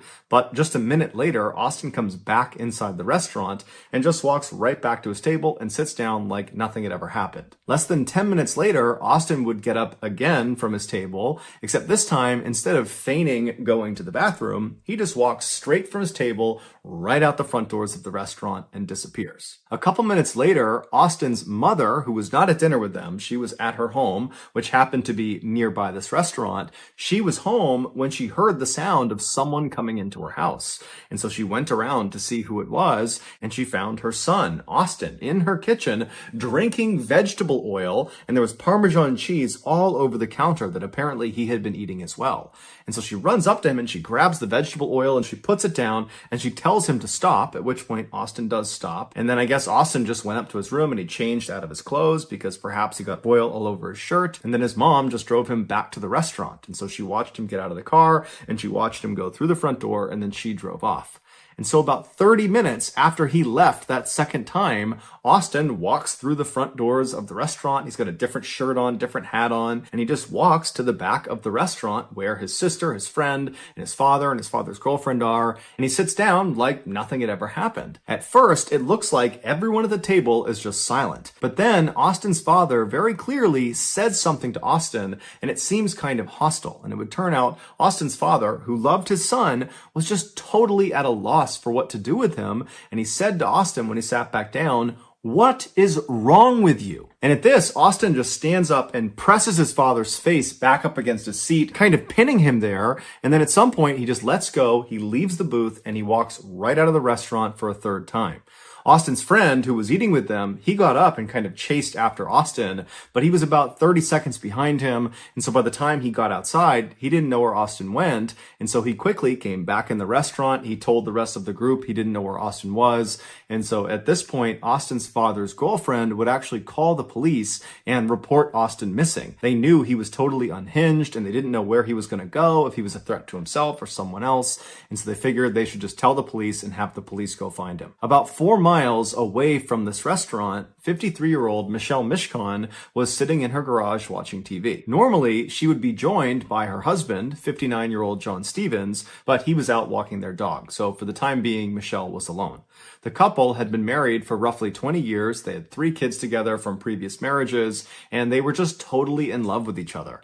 That garage was like their happy place. That was basically like their living room. They loved having the door wide open so they could wave to neighbors and flag people down to have a drink with them or just chat with them. They were just known to be a very happy, loving couple that were fun to be around. And according to their kids, they had both recently retired. John retired from his landscaping company that he owned, and Michelle retired from her financial advisory job. And the two of them were apparently both just really excited about retirement life. They were excited to spend spend more time together and go out with their friends and go out fishing on their boat with their dog, and then also spend as much time as they could just lounging back in their garage. John and Michelle's neighbor across the street was a middle-aged man named Jeff Fisher. Jeff was fairly close with the couple. He would usually watch their dogs anytime they went away, and he would often go in their garage and have a drink and just kind of hang out with them. And so this particular night, he was over in his house and he was going to bed early. So he laid down in his bed, he's getting ready to go to sleep, when he hears some strange sounds coming from outside his window across the street over near John and Michelle's property. And so Jeff sits up in his bed and kind of strains his ears to see what it was that he heard. And as he's trying to listen for some faint sound, he suddenly hears a blood-curdling scream, a woman's scream, coming from across the street. And so Jeff instantly leapt into action. He jumped out of his bed, he ran downstairs, and he ran out his front door, and he looked across the street, and he saw this unknown man, some young man that was slamming the car door of Michelle's car that was parked in her driveway, and he begins walking up the driveway, and at the top of the driveway, Jeff sees Michelle is standing in the garage, and she looks totally terrified, and she's facing this unknown young man. And of course, this unknown young man was Austin Harif. Now, Jeff had no idea what was actually going on. All he knew was he heard this scream, which was probably Michelle, and he's looking out there and he's seeing a situation that just doesn't look good. And so instinctively, he decided he would just run across the street and make sure Michelle was okay. And if he had to, he would confront this unknown man, Austin. So Jeff begins running across his property, trying to get across the street to Michelle. But before he could even get across the street, he's looking up and he can see this guy, Austin, has grabbed Michelle and thrown her on the ground. And now he's on top of her and he's beating her. And so Jeff runs onto the driveway. And as he's going right up the driveway between the two cars that were parked there, Austin leaps off of Michelle. He turns around and he looks at Jeff and he says, "You don't want a part of this." And now Jeff, he's a pretty big guy. And so he's looking at Austin and he knows that if he doesn't do anything, this guy is just going to continue pummeling poor Michelle. And he had no idea where John was. And so he ran up and kind of lunged at Austin. And as he did that, Austin swung and he hit Jeff right across the side of the head. But Jeff took the hit. He didn't fall down. He grabbed Austin by the collar and threw him as hard as he could to the ground. And Austin, he hit the pavement hard, face first. And so Jeff is looking at this guy, kind of thinking he's not going to get up. But as he's assessing the situation, watching Austin stand back up again, Jeff suddenly feels a blinding pain in his face, in the side of his head, in his neck, on his back. And he looks down and he sees blood all over his arms. It's everywhere. He's covered in blood. It would turn out Austin was carrying a knife. And so when he punched Jeff, that knife went into his face, it cut the side of his head, it cut his neck, and it cut his back. He had 5 different puncture points from that one swing. And so Jeff believed at the time this was a potentially fatal wound. He was worried perhaps his jugular had been struck and he was bleeding to death. And he's seeing Austin stand back up, coming right after him with this knife. And so Jeff decides their only chance is for him to run and call the police. And so he runs into Michelle's property. He's thinking that he's kind of drawing this guy towards him away from Michelle. He runs into their property, kind of slams into all their doors. He goes out a back door and then he loops around the property and then he makes a run for it straight across the street to his house. Never once did he turn around to see if this guy was after him. He figured he was right behind him. He gets to his house, he runs inside, he locks the door, and then he calls 911. Please, and medical. Young man beating up a woman across the street. Are either of them injured? Can you tell from where you are? Yes, there's a girl laying on the ground. He beat her up. I ran over there. I'm bleeding profusely here at the moment. Okay. I don't know what happened. Can you tell if she's conscious? No, it does not appear so, no. I've been stabbed in the back. I'm bleeding pretty bad. After the call is placed and Jeff is certain that help is on the way, he's barely conscious, but all he can remember thinking was, I hope this maniac, Austin, has abandoned his attack and just run off. Or I hope John has come outside and he's helping his wife. But unfortunately, all Jeff could hear was the sound of Austin across the street making these loud, animalistic grunting sounds. And at the same time, he hears the sound of someone screaming at the top of their lungs. He doesn't even know if it's one person, if it's 2 people, if it's male, if it's female. All he hears is screams and grunting sounds. And then seconds later, the police show up. The following narrative is the account of the second responding officer, who we'll just call Dan, and the first responding officer we'll just call Kristen. And so Dan, he comes flying down the street, he's got his sirens on, and he pulls in right behind Kristen's cop car, which is parked right out in front of John and Michelle's property. Kristen is already running up the driveway, her gun is out, she's getting ready to engage somebody at the top of the driveway. And so Dan, he hops out of his car, he's got his hand on his gun, and as he turns to run up the driveway, his view is obscured. There are two cars parked in the driveway, and so he can't see what's at the top of the driveway that Kristen is apparently getting ready to draw her gun on. But as he begins running up the driveway, he sees there is this massive 6-foot wide stream of blood just coming down the driveway. And so he goes around the left side of the left car. He goes up and he sees Kristen right at the top of the driveway. She's got her gun aimed at the ground right in front of the car. So he can't see what's in front of the car yet. He comes bombing around the left side right behind Kristen, and he looks down at what she's aiming her gun at, and he sees there's this man lying on the ground. His eyes are open. He's just laying there kind of stiff, and he's looking up at Kristen, and he's looking up at Dan, and he's just quietly saying, "Please help me." The man on the ground was John Stevens, and on top of John Stevens was Austin. He was kind of laying sideways on John's chest. He had his left arm wrapped around John's neck to kind of hold him in place, and then he had his right arm and he was doing something to John's face. But Dan couldn't really tell what he was doing. All he could take in was there was clearly an aggressor, and they needed to get him off of the victim. But Kristen could not take the shot, because if she did, she ran the risk of firing the bullet through Austin into John, killing John. And so Dan tells Kristen, "Hold on, I'm going to tase him." And so he moves around Kristen to her left side, so he's positioned looking down at the back of Austin. He pulls out his taser, and right before he shoots his taser into Austin's back, he sees what Austin is doing to John's face.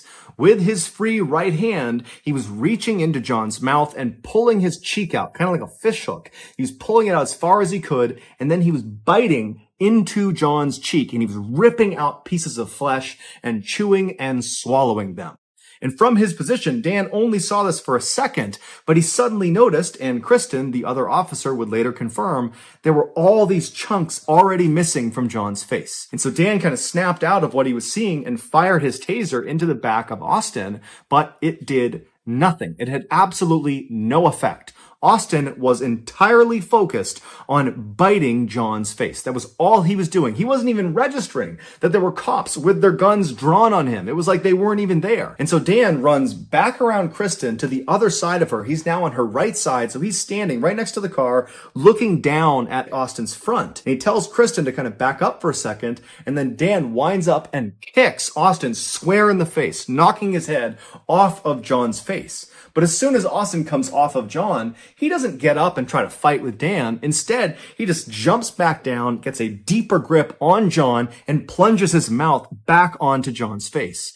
And so again, Dan winds up and boots Austin square in the face, knocking his head back. But again, he's totally unfazed. He doesn't want to attack the officers. He just wants to eat John's face. And so he goes right back down, gets a tighter grip. He goes back and he starts chewing on John's face again. And so Dan was just repeatedly kicking him in the face over and over and over again, right as another set of officers showed up, and they had a canine. They had a dog. And so they come flying up, they kind of see the situation, and Dan tells them, "Release the dog." And so sure enough, they release the canine. The canine clamps down on Austin's right arm, the arm that was fish hooking and kind of pulling John's face out. And the dog really got a good bite on his arm and yanked it away from John's face. But Austin just instantly ripped his arm back, doing severe damage to his arm from the dog's teeth, and just repositioned himself and went back to biting John's face. And so the dog, just as it was trained, did another bite. It grabbed back onto Austin's arm, and it pulled it off of John's body. And so his arm is back like this again. And Austin, again, unfazed, just yanks his arm out of the dog's teeth, again, shredding the muscles of his arm, and gets back in position and continues to eat John's face. And then finally, the dog gets another bite into Austin's arm, and this time when the dog managed to yank Austin's arm away from John, Dan timed it so he booted Austin square in the face right as his arm was being pulled back, and he hit him hard enough that Austin actually flew off of John and landed on his back. And as soon as he was on the ground, Dan actually leapt over John and landed on Austin's face, smashing his head into the cement, which kind of stunned him for a second. And as soon as he was stunned, Dan whipped out his handcuffs, threw it over one of Austin's wrists, and began pulling him by the handcuff up the driveway away from John. But as soon as he had some separation and Dan went to put the other handcuff on Austin, Austin began fighting back, and he looked up at Dan and he screamed, "Kill me! I'm eating humans! Kill me!" Dan didn't even know what to do, and so he's trying to put the other handcuff on him. The whole time Austin is screaming, "Kill me! Kill me!" And so other officers had to run in, and then finally, after 3 other officers came over, they were able to hold Austin down long enough to get both handcuffs on him. After Austin was finally restrained, the officers checked on the victims. They checked on Michelle, who was in the garage, and unfortunately, she was deceased. She had died from blunt force trauma. And John, even though he had been alive when the police first showed up, he had succumbed to the multitude of injuries he had sustained, from stabbings to beatings to having a portion of his face ripped off. It's believed after John came back from his walk, which would have been right after Jeff had been attacked and ran back to his house, John saw Austin in his garage attacking his wife, and John ran in to try to save her. And so ultimately John would die trying to save the woman that he loved. Their dog would survive the attack. It was unharmed, and it was given to one of their children to take care of. And Jeff Fisher, the neighbor who tried to save John and Michelle, he would survive the attack and make a full recovery. After Austin was finally handcuffed and was laying restrained on the driveway, he suddenly became unresponsive. He was rushed to the hospital, where it was determined he had drank some poisonous chemicals, most likely from inside of John and Michelle's garage, and that was what was causing his organs to fail. Ultimately, Austin would go into a coma for 11 days from whatever he ingested, but the doctors were able to save his life, and so he would come out of that coma and he would make a full physical recovery. It was initially assumed that because of Austin's drug abuse history, that he must have been on some drug when he perpetrated this heinous crime. It was speculated that he could have been on bath salts or flakka, which are these synthetic hallucinogenic drugs, which are very powerful, and at the time they were quite popular in Florida, and they'd caused some other users to go on these kind of wild, violent rampages. And so it seemed to make a lot of sense that he must have been on one of those. But when Austin's toxicology report finally came back, it showed he only had a very small amount of THC in his system, which is the drug found in marijuana, and then the other drugs that were in his system were all induced by the doctors and nurses at the hospital, which meant at the time of this attack, Austin was effectively sober. When the police asked Austin, "Why did you do this?" he initially said, "I don't remember, I don't know." But eventually he would open up and he would tell this story that no sane person could possibly understand. He said after he left that restaurant where his family was that third time after he fought with his father and he stormed out, after that, he saw this dark figure outside with a white face. And he knew immediately that this figure was evil. And so instinctively, Austin began running away from this evil figure. And so he ran about 4 miles into John and Michelle's neighborhood. And when he got to this neighborhood, a neighborhood he was not familiar with, that he didn't intend to go to on purpose, he just kind of wound up there. He said he saw this brightly lit up garage and he ran up into it, believing he could enlist the help of the people inside of this house and that they would help him defeat this evil figure that was lurking somewhere nearby. And so he runs up into this garage, which happens to be John and Michelle's garage, and Michelle is in there. John is not. He's out for the walk with his dog, and Austin approaches her and tries to get her to help him, but he probably came off looking completely insane, and Michelle screamed. At which point, Austin said he believed Michelle was a witch, and so he pulled out his knife and he attacked her. And then after she fell to the ground, Austin said he drank a bottle of alcohol or something, which we now know was most likely very poisonous lawn chemicals that was just in the garage. After he drinks that bottle, he turns around and now he's looking out of the garage towards the street. And he said he saw this other figure in the doorway with a dog next to him. And then Austin said his mind just went blank.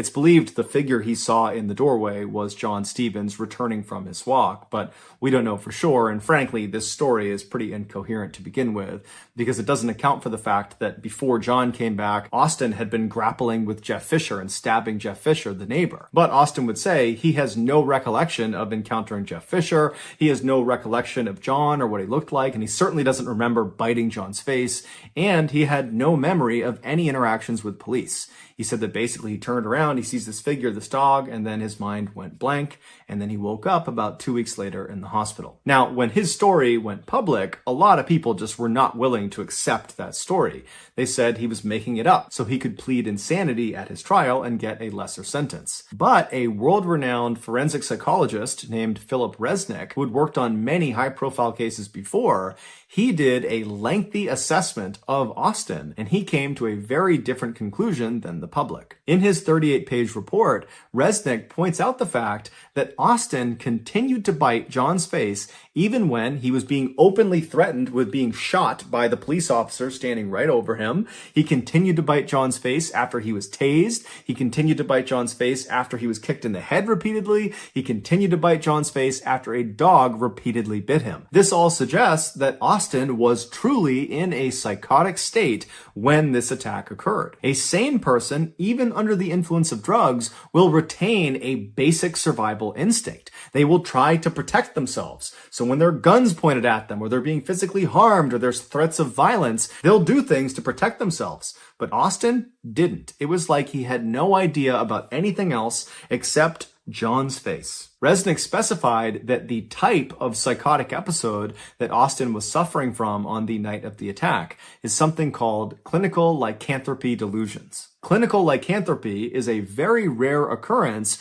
where an individual believes they are no longer human, and almost always what they believe they are is something akin to a werewolf. And in Austin's case, it's not that hard to figure out why you might reach that type of conclusion. He had told his sister that he believed he was half horse, and then on a couple other occasions, he had told his other friends that he believed he was half dog. And then, of course, on the night of the attack, after he killed Michelle, he pounced literally on John and began eating his face while making those loud animalistic grunting sounds.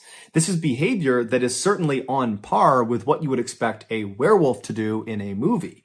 But this was not a movie, this was real life. After Austin came out of his coma, but before he had been transferred to jail, he agreed to do an interview with the clinical psychologist, TV personality Phil McGraw, better known as Dr. Phil. And during their 10-minute Zoom interview, Austin would break down and cry and say he was incredibly sorry to the family of the victims, that he didn't really know why it happened, and that clearly there was something wrong with him and he needed help, and he just hoped they could find it in their hearts to eventually forgive him. But it's unlikely the family of the victims are going to forgive him anytime soon, especially when you consider they came out in an interview and said, "I hope Austin makes a full recovery from his coma, that he has no brain damage, that he is totally A-okay, so he can be fully aware and lucid when they read him his sentence."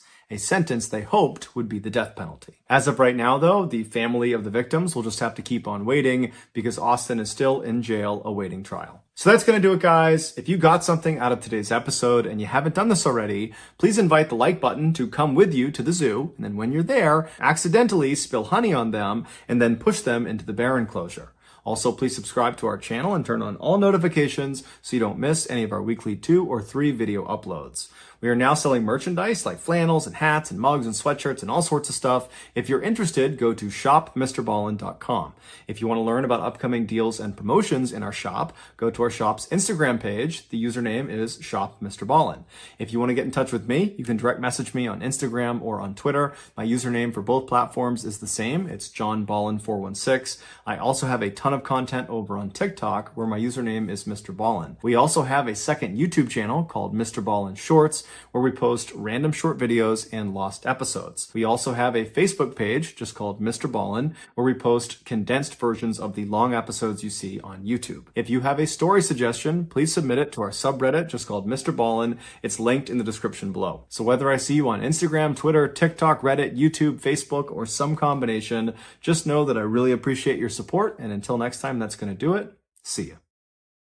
Today, I'm going to share 3 progressively more disturbing stories, and at the end of each of them, I'm going to share the photo that is famously associated with them. But before we get into today's stories, if you're a fan of the strange, dark, and mysterious delivered in story format, then you've come to the right place because that's all we do, and we upload 2 or 3 times every week. So if that's of interest to you, please become a surgeon at the hospital located closest to where the like button lives, and then eventually, when the like button goes in for very minor outpatient surgery, accidentally perform a craniectomy on them.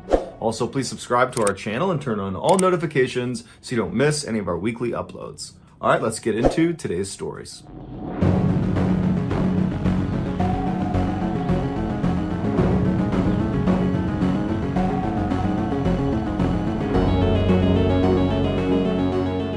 Just after midnight on June 17th, 1939, a crowd of people began to form outside of this unremarkable building in Versailles, which is a city in France. The atmosphere in this crowd was electric. They all knew why they were there. They knew what they were about to see, but even still, there was a lot of nervous anticipation. And so as such, some people were coping with these nerves by drinking alcohol and trying to laugh and have a good time, while others were much more subdued and were trying to be respectful about what they were about to witness. Between 1 and 2 a.m., the doors of this unremarkable building opened up, and a group of men dressed in the same dark uniforms came out and didn't say a word to the crowd, and the crowd immediately went silent and began to back away from them. And this group of men, they walked right out in front of this building, and they had lumber and they had tools with them, and they began constructing this kind of strange wooden structure.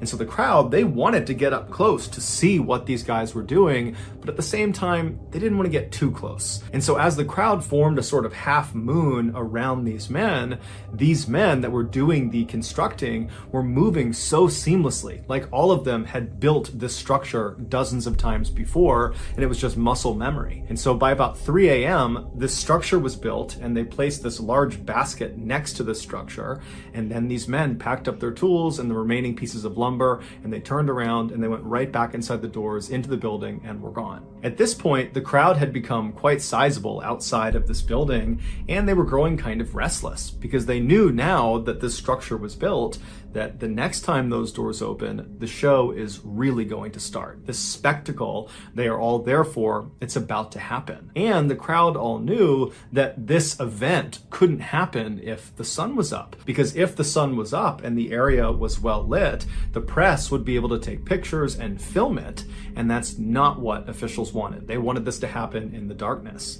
But for whatever reason, things seemed to be getting delayed inside of this building. And so the crowd was just getting more and more restless. People are getting more and more drunk, and they're getting louder and more disruptive and boisterous. And then around 4:45 a.m., the sun had come up. And so the press was out in full force with their cameras trained at the doors of this building. And so the crowd really at this point is not actually expecting this event to take place, because at this point it just seems totally unlikely. But at 4:50 a.m., those doors swung open, and standing in the threshold was 31-year-old Eugene Weidman, who was a convicted serial killer. His arms were tied behind his back, and the collar of his white shirt had been tucked down inside because they needed his neck to be free and clear because he was about to be beheaded.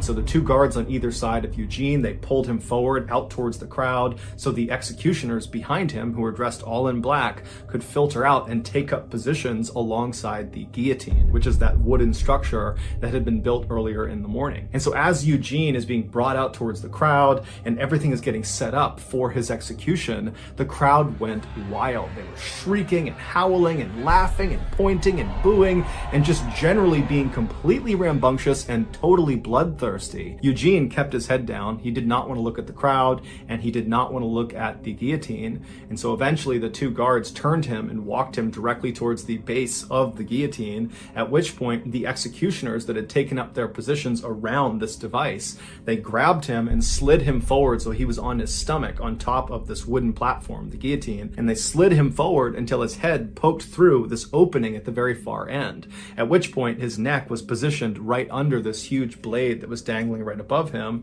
and his head was positioned over a metal bucket on the ground, which he would be looking directly at. At this point, the crowd was at a fever pitch, and one of the executioners pulled a lever, the blade came soaring down, and it removed his head fell into the bin, and the executioners pushed his torso into the basket that had been placed out there earlier, and then the executioners and the prison guards, they gathered up Eugene's body parts and went right back inside of the building, which was a prison. At this point, the crowd was cheering and going wild, and they ran up and began dabbing their scarves and their handkerchiefs in Eugene's blood, which was on the ground, as a sort of souvenir from having been at this execution. And of course, because the sun had been out for this entire spectacle, all of this had been captured on film. And so later that day, and for the next couple of days, the headlines all over France were about this bloodthirsty crowd that was cheering as this man was beheaded, and it just overall made France look really, really bad. And so French leaders decided that from that point forward, they could no longer do any more public executions. So the guillotine would continue to get used for decades beyond this point, but it was all behind closed doors. Also, random fact about being beheaded by a guillotine: your head, after it's been separated from your body, stays conscious for about 10 to 12 seconds, so they say. And apparently there's been lots of cases where the executioner, after the condemned has had their head removed, will yell the name of the person who has just had their head removed, and that person's head will look over at the person calling to them and will blink or try to mouth words for several seconds before the lack of oxygen kills the brain and then the head is no longer conscious. Here are some of the more notable pictures that were used in the media from Eugene Weidmann's execution.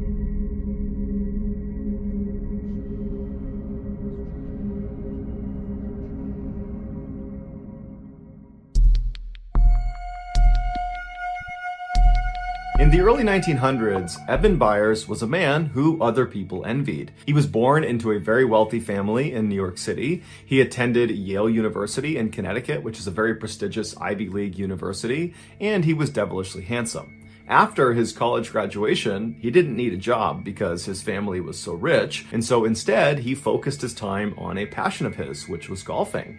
And in time, he became this world-class golfer, going so far as to win the 1906 U.S. Amateur Tournament, which is the biggest amateur golf tournament in the world that most of the winners go on to become professional golfers.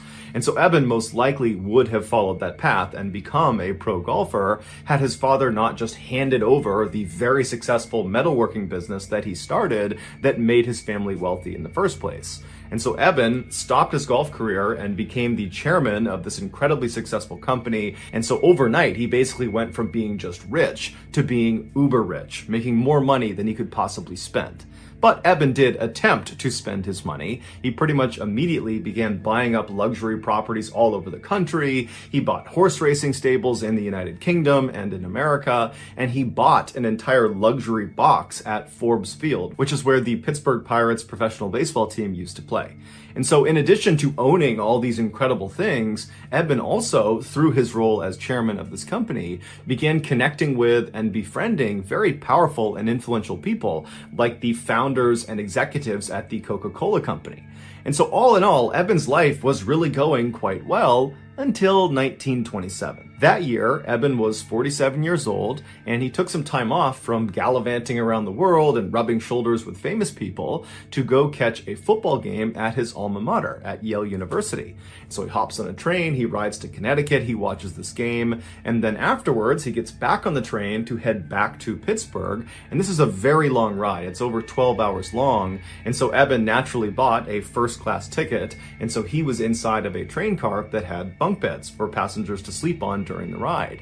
And so Eben climbed into a top bunk and he fell asleep. A few hours later, after the train is well on its way to Pittsburgh, Eben, in his sleep, manages to roll to the side of the bed and actually falls out of his bed onto the ground. He lands hard on his left side, it wakes him up, and as he stands up, he thinks he's okay, but then he feels this shooting pain in his left arm. So he's moving his arm around, he's not really sure what's wrong with it, but he's hoping it's just some bruising, and so he decides to get back into his bunk and just go back to sleep.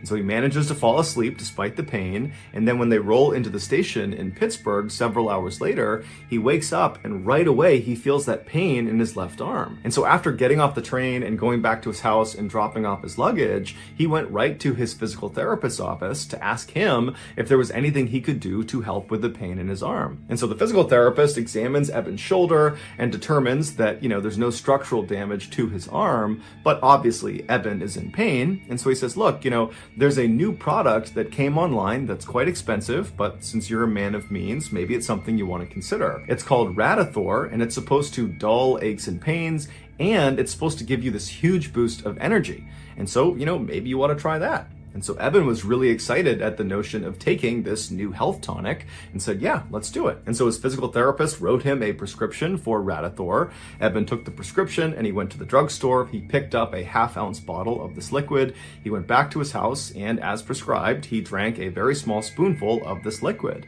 And right away, he felt this surge of energy. The pain in his arm started to fade.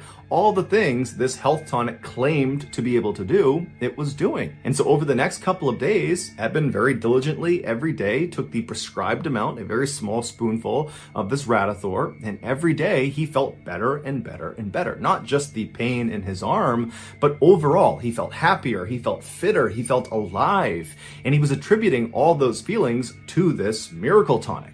And so he began taking more and more of this tonic, well beyond what was prescribed, to the point where he was drinking 3 full bottles of Radithor every single day. And so for years he did this, and it was all going great until his jaw fell off. Literally, in 1931, one day, his lower jaw just separated from his skull and went slack. And so the reason this happened was because Radithor was actually just radioactive water. In the early 1900s, the radioactive element radium was believed to have highly curative properties with no side effects. And so naturally, at the time, dozens of health products were created with radium being their main ingredient. And Radithor was one of those products. It was literally just water and radium. And so after consuming over 1,400 bottles of Radithor over a 3-year period, Eben's body was finally just starting to disintegrate from the inside out. After he had his jaw surgically removed, along with large portions of his upper jaw, the rest of his body also just began to crumble. And so by the end of 1931, when his story was making headlines all around the world about the dangers of Radithor and really more specifically the dangers of radium, Eben had become completely bedridden and his skull was now beginning to disintegrate. There were holes forming all over his skull that were exposing portions of his brain. And so by 1932, Eben was dead. Eben was buried in Pittsburgh, and he was buried inside of a lead-lined coffin that was designed to absorb any of the radiation emitting from his bones. And then 30 years after he was buried, so in 1965, scientists actually exhumed his skeleton to see if it was still emitting radiation. And they determined it was still emitting the same levels of radiation as when he died. And they actually would ultimately figure out that radium, this radioactive element, has a half-life of 1,600 years. So what that means is Eben's body will remain highly radioactive for centuries. Here is a picture of Eben with his jaw surgically removed. It was taken shortly before he passed away.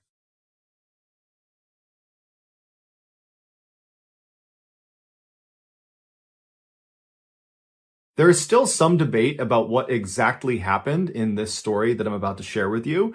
And so for transparency, in this video, I am going to rely on the narrative that was presented in court by the defendant. And so with that in mind, here we go. On the afternoon of December 3rd, 2012, a freelance photographer working for the New York Post newspaper named Umar Abbasi was walking down the stairs of the 49th Street subway station in New York City. This very busy station is located only a few blocks away from the very famous Times Square. And so after Umar made his way down to this underground subway station, he walked over to one of the big automated kiosks that looks like an ATM, and he purchased a subway ticket. And then with his ticket, he walked walked over to the turnstiles. He slid his ticket through the slot, pushed past the turnstiles, and was now standing out on the actual train platform. And from where Umar was standing, this platform basically was like a huge sidewalk that stretched all the way to his right a couple hundred feet and all the way to his left a couple hundred feet. And in front of this platform were the actual tracks down below, because the train, when it came out of the tunnel, it would actually come right up alongside this platform with almost no clearance between the platform and the train. As such, the leading edge of the platform, basically the lip of the train platform that's closest to the train tracks, has this big yellow line painted all across it to keep commuters from standing too close to the edge, because if a train came through, they could actually get hit by the train. And so as Umar is standing on this platform and he's looking left and right, it's totally crowded with people, and they're all kind of tucked back against the wall away from this yellow line. And so Umar decides he's going to turn right and wait at the right end of the platform, just because he saw down at the far end there appeared to be a gap in people, and he figured he could stand right there. And so Umar begins navigating past all of these people on the right side of the platform, and for the most part, everyone he is passing either has their head buried in their phone, or they're listening to music, or both. Because the thing about riding trains, especially trains in busy cities, is none of the commuters want to talk to anybody else. They want to be completely left alone. And so as Umar is walking, everyone was basically doing that. But at some point, he did pass two people that were engaged in a pretty heated conversation. Umar had no idea what they were arguing about, or if they were even arguing at all. He didn't know who these people were, but he took mental note of the fact that two men were kind of bickering with each other. And so he walked past them, didn't give it much of a second thought, and he arrived at a gap in the gaggle of people waiting for the train. And there he just stood well back of the yellow line, where he pulled out his camera and began clicking through the images he had taken earlier in the day at an earlier photo shoot. And so as he's clicking through these pictures, he starts to notice that those two men who had been bickering before are now straight up yelling at each other. They're screaming obscenities at each other. It's not clear who's fighting about what or who was the aggressor, but it's very obvious that at this point they're fighting. And so Umar looked away from his camera and looked left down the platform towards these two guys. And so these two guys are about 100 to 125 feet away from him. And all the people that were standing in the vicinity of these two men are beginning to migrate away from them. They just don't want anything to do with them. Because the thing about being in subways, especially in cities like New York, is there's lots of people that go down into these train stations that are inebriated or mentally unstable. And so very strange and bad behavior is just kind of a normal thing, and people tend to just kind of ignore it.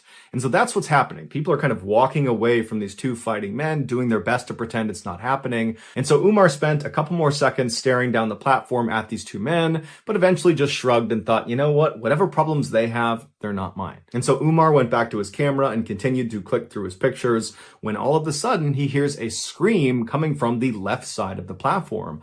But it was not a scream that sounded like it came from either of these two men. And so Umar looked up from his camera and looked left down the platform, and now he just sees chaos. It's people running away from these two men. People are running to get away from whatever is happening around them. And so Umar's thinking these men must have come to blows, and they're now fighting actively, physically with each other. But when finally the crowd kind of cleared for a second, he saw a woman pointing down at the train tracks right in front of where those two men had been standing. And so Umar looks at the woman and he follows her finger down onto the tracks, and he sees there is now a man, one of the two men who had been fighting, laying face down on the train tracks. And then, to Umar's horror, he looks up down the tunnel where the train would come out of, and he sees the headlights of the train. It is now coming into the station. And so Umar starts running down the platform to try to get to this man to pull him out of the tracks. And as he's running, he pulls out his camera and he turns the flash on and he holds the shutter down and he aims it at the train conductor to hope the flashing of his camera will alert the train conductor to put on the emergency brake and stop the train before he hits this guy down on the tracks. And so as Umar is running, trying to signal this train conductor, the man down on the tracks tries to stand up, and Umar sees he's really struggling to stand. And when he finally gets up, he turns and he grabs the edge of the platform and he tries to pull himself up and out of the tracks, but he doesn't have the strength or the coordination. And as Umar is getting closer and closer, but he's still too far away to help, he sees that this guy down on the tracks is not going to be able to get out of there before the train hits him. And so Umar finally comes to a stop and he watches as this man down on the tracks lets go of the lip of this platform and just turns and faces the train like he knows what's about to happen. And then seconds later, the train, although it did try to stop, impacted this man and killed him instantly. The man's name was Qais Khan, and he was 58 years old. When the police finally showed up, they arrested the other man who Han had been fighting with. He was a 30-year-old named Naeem Davis, and Davis would actually tell police that he had been fighting with Han and he had pushed him onto the tracks, but it was in self-defense. However, that self-defense story didn't stop him from being charged with murder. While Davis sat in jail waiting for his trial, the media and the public at large had already come to the conclusion that Davis was guilty. And this was due in large part to a particular picture. As Umar was running down the platform, holding up his camera, holding the flash down, trying to flag the train conductor to get him to stop, Umar was also taking dozens and dozens of pictures. And those pictures were of Han right before he was struck by the train. And so after Umar ultimately discovered he had taken these pictures, he gave them to his employer, the New York Post newspaper, and the day after the incident, they ran on the front page a picture of Han right before he's about to be killed with the headline, "Doomed." And so once the public saw this picture, nobody could believe that Davis was anything other than a cold-blooded killer for pushing this poor innocent man onto the tracks. But as it would turn out, nearly 5 years later, when Davis did finally get his trial, he was acquitted of all charges because it turned out Han was very drunk and had picked a fight with Davis, and Davis was filmed on more than one occasion on the platform trying to get Han to leave him alone.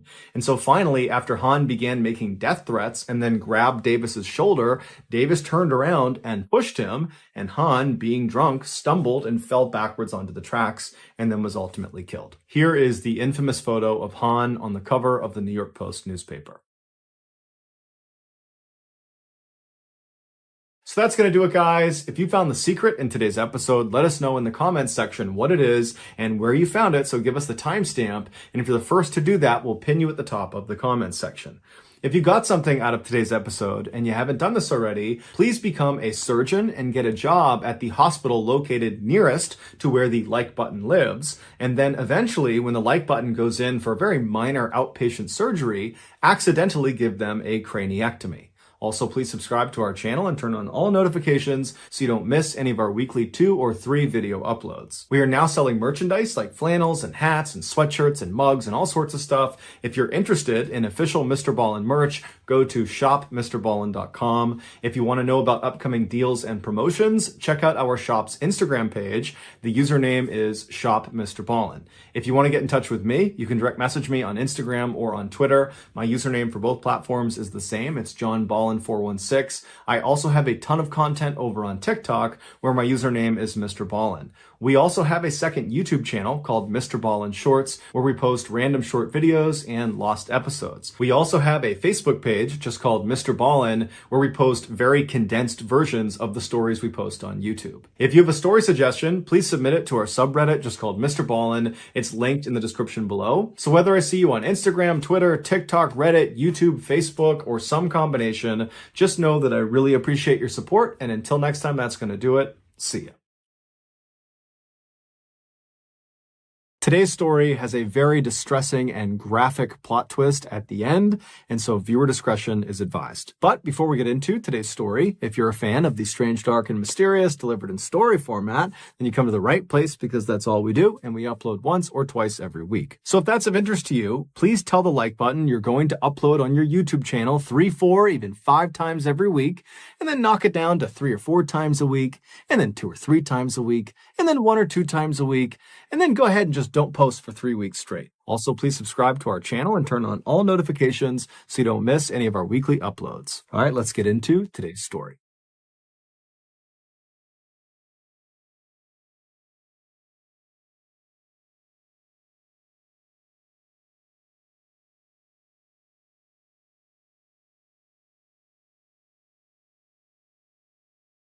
Morgantown, West Virginia is this beautiful place nestled at the bottom of this huge mountain range called the Green Mountains. It is a big-time college town as the famous West Virginia University is located there.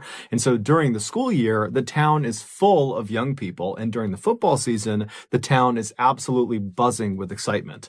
But the college is not the only reason people live in Morgantown. Lots of families choose to live there because there's so much to do year-round. Also, it's relatively safe. And in general, it's an up-and-coming place with new shops and restaurants and museums popping up every single year. But despite all of that, Morgantown is also known for something absolutely terrible, and that is the story of Skylar Neese. In 2012, 16-year-old Skylar Neese was a sophomore in high school in Morgantown, West Virginia. She was a straight-A student, and she worked part-time at a Wendy's, which is a fast food restaurant chain, and by all accounts, she was extremely well-liked by her peers, her co-workers, and had many, many friends. She was the only child of Mary and David Neese, and they absolutely adored her.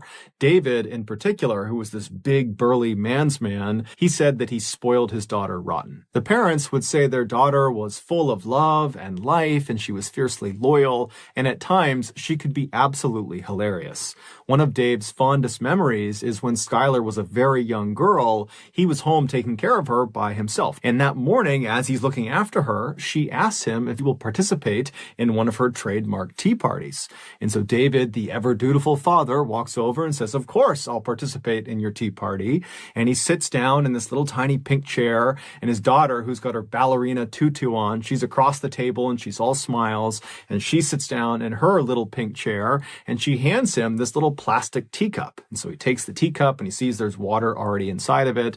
And so he sips the tea inside of the cup and he says, "Oh, it's so good, honey. You did such a good job brewing this tea." And Skylar is just blushing. She is so happy and so thrilled that he liked her tea. Later that night, when Mary came home from work, she goes to her husband, Dave, and says, "Hey, how did it go? How was it looking after Skylar today?" And Dave would tell her about all the things they did, including their big tea party. And he would tell Mary that, this time she actually put water inside of the teacup, so it was actually like a real tea party. And Mary stops him and goes, "Dave, Skylar's not tall enough to reach the faucet. How could she have put water inside of those cups?" And it turned out Skylar was using toilet water to fill the teacups. Fast forward to 2012, and on the night of July 5th, 16-year-old Skylar Neese had just finished a night shift at the Wendy's restaurant, and she just got home. She walks through the front door of her family's apartment, and as soon as she gets inside, she tells her parents she's really tired, she wants to go to bed. And so she hugged both of her parents, she told them that she loved them, and then Mary and Dave watched their daughter walk down the first floor hallway, and then they watched her open her bedroom door, go inside, and shut it behind her. The following morning, Mary and Dave both had to work, so they were up early, and Skylar was not up. She was still in her bedroom, her door was still shut, and so they assumed she was just going to sleep in. And so Mary and Dave, they make breakfast, they're chatting, they're kind of doing their morning routine, and then when it was time to go to work, they decided, let's not bother Skylar. She worked late last night, let her sleep in. And so the parents, they leave without seeing or talking to their daughter. Later that afternoon, Dave would come home early from work, and he gets to the apartment, he goes inside, and it's quiet. Now, Mary was still at work, but Skylar, at this point, really should not have been asleep. It's like 2 or 3 o'clock in the afternoon. And so he's thinking, she's got to be up around here somewhere. And so he yells out to his daughter, "Hey, I'm home. Where are you? What are you up to?" But there was no response. It was just silent. And so he walked down the first floor hallway towards his daughter's bedroom, and he saw the door was still shut. Now, she only kept that door shut when she was sleeping. And so he's thinking, okay, I guess she must still be asleep. This is really late in the afternoon. So, I'm going to knock on the door and see if she's okay. And so he knocks on the door and says, "Hey, Sky, it's late in the afternoon. You got to get up." But there was no answer. And when he listened to the door, there was no noise coming from the bedroom. And so he thought that was pretty weird. And so he knocked a few more times. He yelled out a few more times. And when there was no response, no answer, no sound, he opened the door up. And when he looked inside, Skylar was not in there. Now, Dave was thinking to himself, I don't think my daughter told me that she would be gone today, or at least not right now. And he's trying to think, did she say something? Was she meeting someone today? And he couldn't think of it. And so he just pulled his phone out and he called his daughter, but she didn't pick up. So he called his wife, Mary, and Mary's at work, and Mary picks up, and Dave asks her, hey, have you seen Skylar, or do you know where she is right now? And she would say, no, I don't know where she is. Maybe she's out with one of her friends. And so after Dave hung up the phone with his wife, he wound up calling one of Skylar's very closest friends. Her name was Sheila, and she had known Skylar since they were in second grade. They were practically inseparable, and he had a good relationship with Sheila. And so he just calls Sheila, and he says, hey, I haven't seen Skylar. She's gone right now. Do you know where she is? And Sheila would say, no, I'm sorry, I don't, but I did talk to her last night, but, there was nothing unusual about our interaction. It was just normal texting about, normal stuff. And so Dave said, okay, thank you. Well, if you could, can you please try to get in touch with Skylar? And if you do get in touch with her, please tell her to get in touch with us. Or if you hear anything about her, please just let me know. After Dave hung up the phone with Sheila, he kind of stopped and just looked around his daughter's bedroom and thought, maybe there's some clue in here about where she's gone. And at first glance, really nothing seemed out of the ordinary. But when he walked around her bed and was looking inside of her closet, he saw the mesh screen that should have been mounted on the outside of her window was in her closet. And he's thinking, why is that in there? There's no reason for it to be in the closet. And so instinctively, he just turns around and walks over to the window that this screen is supposed to be on. And when he looks down at the bottom of the window, he sees it's open, barely, just enough where you could maybe get your fingernails underneath the window and pry it open. And so Dave reaches down and opens this window all the way. And because there was no screen on this window, he just stuck his head all the way out the window. So his head is outside of the apartment. He's just kind of looking around, looking for some explanation of why this screen had been removed and put in her closet. And he got his explanation when he looked straight down and saw on the grass outside, just several feet below this window, because this is a first floor window, there was a bench, and the bench clearly had been moved there recently. For Dave, even though he had never heard of his daughter sneaking out of the house before and really didn't think that was something she would do, he's looking around thinking, okay, the evidence in her room and now outside of her room really indicates that that is exactly what she must have done the night before. She must have snuck out. But as he's processing this, he's also thinking, okay, well, if she snuck out of the house last night and then, snuck back into her room, why didn't she replace the screen on the window? And why didn't she close the window all the way? And then this morning, before she left to go wherever she went, why didn't she go outside and move the bench from under her window back to where it was supposed to go to avoid suspicion? Why didn't she do that? And then it dawns on him that his daughter must have snuck out the night before, but not come back yet. She's still out wherever she went. Dave was very concerned. However, he's thinking maybe there's a better explanation. Maybe I'm jumping to conclusions. Maybe she didn't sneak out. And so he calls his wife to kind of just talk with her and figure out what they should do. And they decide, you know what, this is concerning, but let's just give her a couple of hours to turn back up again. I'm sure she's fine. And so they begin to wait. And then at 4 p.m. that evening, Wendy's, the restaurant where Skylar worked, called Dave and said, hey, have you seen Skylar? She was supposed to work today and she didn't show up. She didn't call. It's very unlike her. What's going on?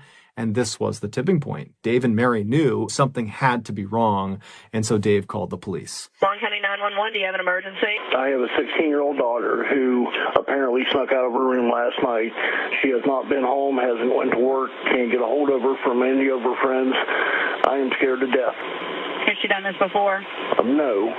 After Dave got off the phone, he and his wife began kind of frantically figuring out what they should do. While the police are out looking, should we go out and look too? Or should we stay here in case she comes home and, maybe she's hurt. Maybe we can help her if she gets here. And so they're having this really difficult and stressful conversation when Mary's phone rings and it's Sheila. And so Mary immediately answers it, hoping for some good news about her daughter. But Sheila asks Mary right away, hey, has Skylar come home yet?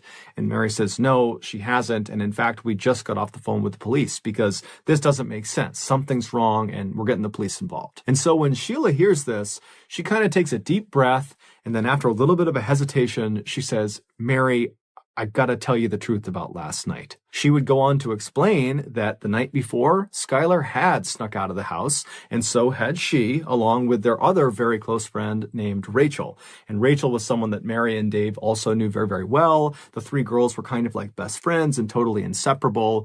And so Sheila said the three of them snuck out, and in fact, they did this a lot, and they would drive around town and smoke marijuana together. But this was not the big reveal. Despite this being fairly shocking to Mary and Dave, this was not the big reveal. The big reveal was that when they went out and snuck out of their houses and smoked weed together, they would make sure they never drove their car. Whoever was driving would never drive directly in front of any of their houses because they were concerned that the noise from the car could wake up parents and then they'd get caught. And so the way they would do it is after they snuck out of their house, they would walk a block or two away from their house, and then they would call or text the other two, and they'd get picked up and they'd go do their thing. And then when they got dropped off, they would get dropped off a block or two away from their home and then walk the rest of the way. And so Sheila told Mary that last night, like so many other nights, she dropped Skylar off about a block away from their apartment, and then Sheila and Rachel drove off. So they did not actually see Skylar enter her apartment. So they don't know for sure if she actually made it home okay. And so this was obviously horrifying for Mary and Dave to hear because it totally opened the door for their daughter to have been abducted during this walk from the drop-off point back to her apartment. And the street she was on was not well lit. It's the middle of the night. It's dark. She's potentially high on marijuana. And so it seemed like that was a very realistic thing that could have happened, as horrifying as it sounded. And so after Mary got off the phone with Sheila, she called the police and she updated them about what Sheila had told her. And then Mary and Dave met up with Sheila and Sheila's mother and began searching the immediate area around their apartment in hopes that maybe, she fell somewhere and she's trapped and she just needs to be picked up or helped in some way. But after searching for several hours and knocking on dozens and dozens of doors, nobody saw anything. Nobody knew anything. There was no sign of Skylar. And so as this group is totally down, they don't know what to do. They feel totally helpless. They know the police are out looking for Skylar, but they want to do something and they don't know what to do. And that's when Mary remembers there is a security camera on the outside of their apartment building that is looking down at the road. And so right away, the four of them literally run back to the apartment building. They go inside, they find the security manager, they explain the situation, and sure enough, he pulls up the footage from the night before,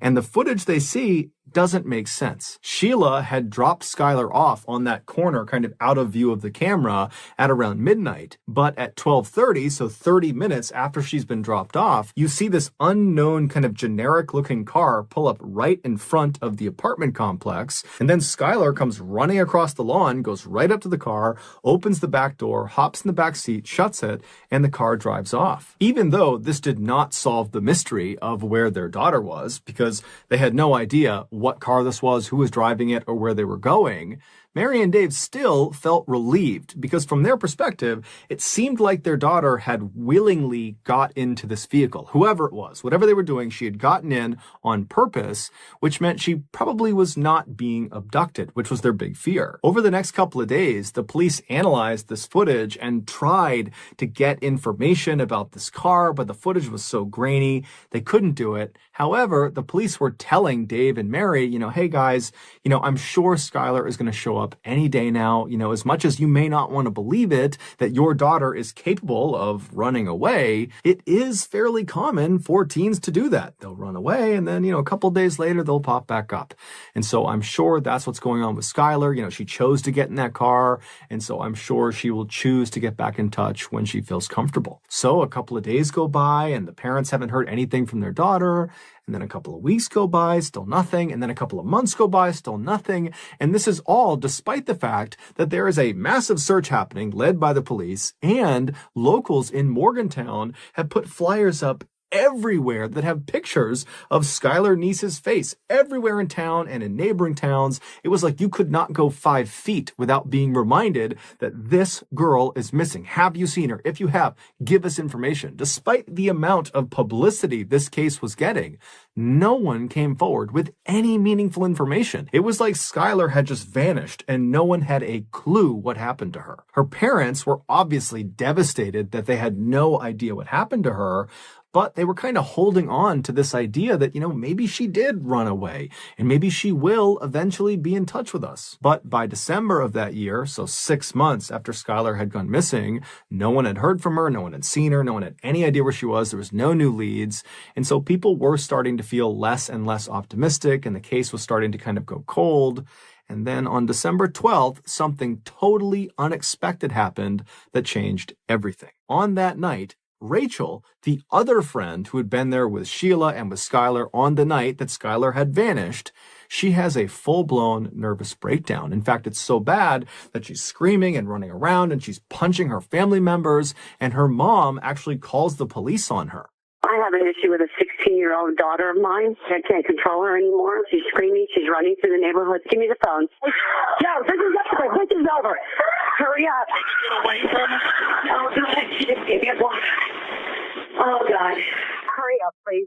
After this call was made, the police show up to Rachel's house and they take her away to a psychiatric hospital. And then several days later, when she was released from that hospital, she went straight to the Morgantown Police Department. She walked inside and said, I got to get something off my chest about Skylar. Apparently, whatever it was that she had been keeping secret had just been too difficult to keep inside. It was quite literally driving her crazy. And so the police said, okay, great. And they brought her into an interview room. They sat down and they said, okay, what do you got for us? The following has been pulled from what Rachel told police. Back on July 5th, 2012, Skylar came home from that night shift at Wendy's. She goes inside her family's apartment. She says goodnight to her mom and dad. She goes into her bedroom and she shuts the door, and she's laying on her bed. She's on her phone. She's not going to bed quite yet. And as she's laying there, she starts getting text messages from Rachel and also from Sheila asking her if she wants to sneak out that night.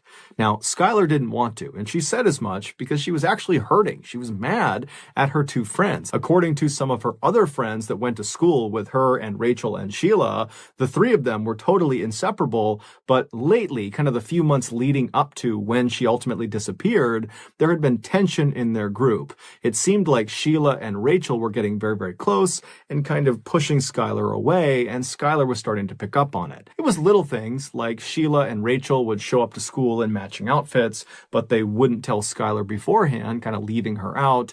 Or whenever they posted selfies of the three of them, Skylar was always relegated to the back or kind of in some other way obscured to make sure she was not the focal point of the picture. It was just very obvious that they were deprioritizing Skylar, and it was really hurting Skylar's feelings. And so it seemed like her way of standing up to them and kind of telling them that she was upset was to turn down their offer of sneaking out and smoking weed with them. But over the next couple of hours, Skylar would eventually say, okay, fine, I'll come with you guys. I'll sneak out and we'll go smoke together. Just before 12:30 a.m. on July 6th, Skylar gets off of her bed. She walks over to her window. She lifts it up and she pulls the screen off, and she walks over to her closet. She puts the screen in her closet and shuts the door to the closet. And then she walks back over to the window and crawls out and lowers herself down onto the grass below. And then she walks over and grabs the bench and slides it over and puts it right underneath her window. And then she stands on the bench and reaches up and pulls the window down so there's just a little crack left so she can get back inside. And then she just waited by the side of the apartment looking out towards the road. And right after 12:30, this car, the unknown car on the surveillance camera, pulls right in front of the apartment building, and Skylar runs over to it, opens up the back right door, and climbs inside. This unknown car was Sheila's car. Sheila was driving, and Rachel was in the front passenger seat. It would turn out Rachel and Sheila lied about basically everything, including what time they picked up Skylar. So the three girls, they drive away from Skylar's apartment, and Sheila hops on a highway and starts driving northwest. Now, the girls did not immediately start smoking inside of the car. They decided instead they would actually drive to a location, get out, and smoke there. And the place they decided on was a spot they had smoked at before. It was a known hangout spot for teenagers. It was located about 45 minutes away, just barely across the border into Pennsylvania. It was down this kind of old country road that nobody ever went on. And so Sheila drives the car 45 minutes. She crosses into Pennsylvania. She finds the turn onto this old road. They drive down it a little ways until they're pretty far away from the highway, at which point Sheila pulls off the road onto the grass, parks the car. The three girls get out and they walk past the car a little ways down the path to a clearing on the right. There was a hill that went up on the right, and they would kind of sit on this hill looking downhill, and that would be where they would smoke. And so the three girls, they sit down. They're all next to each other, facing downhill. They're not facing each other. And Sheila, who is sitting all the way to the right with the car being over to the left, she pulls out the marijuana joint and she's about to light it, but she realizes she does not have a lighter. And so she asks Rachel and Skylar if they have a lighter, and they both pat themselves down. They're checking themselves. They don't have a lighter. And then Sheila says to Skylar, who's all the way to the left of the way they're sitting, so Skylar is closest to the car, she asks Skylar, hey, can you go in the car and get the lighter that I know is in there? And Skylar said, no problem. So Skylar, she stands up and she turns. Her back is to her two friends. And as soon as she starts walking, what she would have heard is the sound of her two friends standing up as well, and then loudly saying, 1, 2, 3. And on 3, Skylar would have felt 2 knives being plunged into her back by Rachel and by Sheila. In a panic, Skylar does not even turn around. She just starts taking off running towards the car, and she manages to run away from her attackers. But because of her grievous injuries in her back, she eventually slows down, at which point Sheila tackles her from behind. She gets her on the ground. She pins her on her back, and Sheila is trying to stab Skylar, but Skylar is doing her best to keep the knife off of her. But at some point, Rachel comes running up beside them, and between Rachel and Sheila, they manage to hold Skylar's hands down, at which point Sheila and Rachel began taking turns stabbing her in the chest and in the neck. The whole time, Skylar is trying to defend herself, but it's impossible with these two on top of her. And at some point, she just kind of gives up and she says, why are you doing this to me? Why are you doing this to me? But they don't give her a reason. They just keep on going. And eventually, Rachel stops stabbing Skylar, but Sheila doesn't. Sheila keeps on going until, quote, her neck stopped making gurgling sounds. And then once Skylar went still, Sheila stood up like it was nothing, and she and Rachel just walked away from her body back to the car. They went around to the trunk of the car, they opened it up, and inside was shovels, bleach, trash bags, rags. They had brought along a kill kit because they knew what they were going to do this night. And so they start by cleaning themselves off. They get the blood off of them and off of their weapons. And then they take the shovels and they walk a little ways off of the road, kind of into the woods, and they try to dig a grave, but it would turn out the ground was too hard. And so they abandon the grave idea and just grab Skylar's lifeless body and drag it just about 6 feet off of the road and kind of chuck it against a log. And then they threw boulders and sticks and anything they could on top of her body. They don't know if she's still alive at this point. So they're potentially dealing the fatal blow with these rocks and logs. They cover her up until she's totally obscured. And then the two girls just walk back up. They grab their shovels, they grab their rags, their bleach, they put it back in the trunk, they hop in their car, and they drive away. It would turn out Rachel and Sheila had been planning this for months. The reason? They didn't like Skylar anymore, and apparently it wasn't enough to just be mean to her and not include her in things. They actually needed to kill her. And so the entire night that they went out and snuck out, that was all planned. They knew Skylar did not want to come out and sneak out with them because they knew she was upset with them. And so they said whatever they had to say to convince her to leave her house and sneak out with them. And so she did. She snuck out. And when she got in that car, Sheila and Rachel had their knives already in their front pocket of their sweatshirt, ready to go. And on their ride to this spot in Pennsylvania, Sheila and Rachel acted like, oh, let's just go to this spot and smoke. When in reality, this was planned too. They wanted to make sure they were far away from Morgantown when they killed Skylar.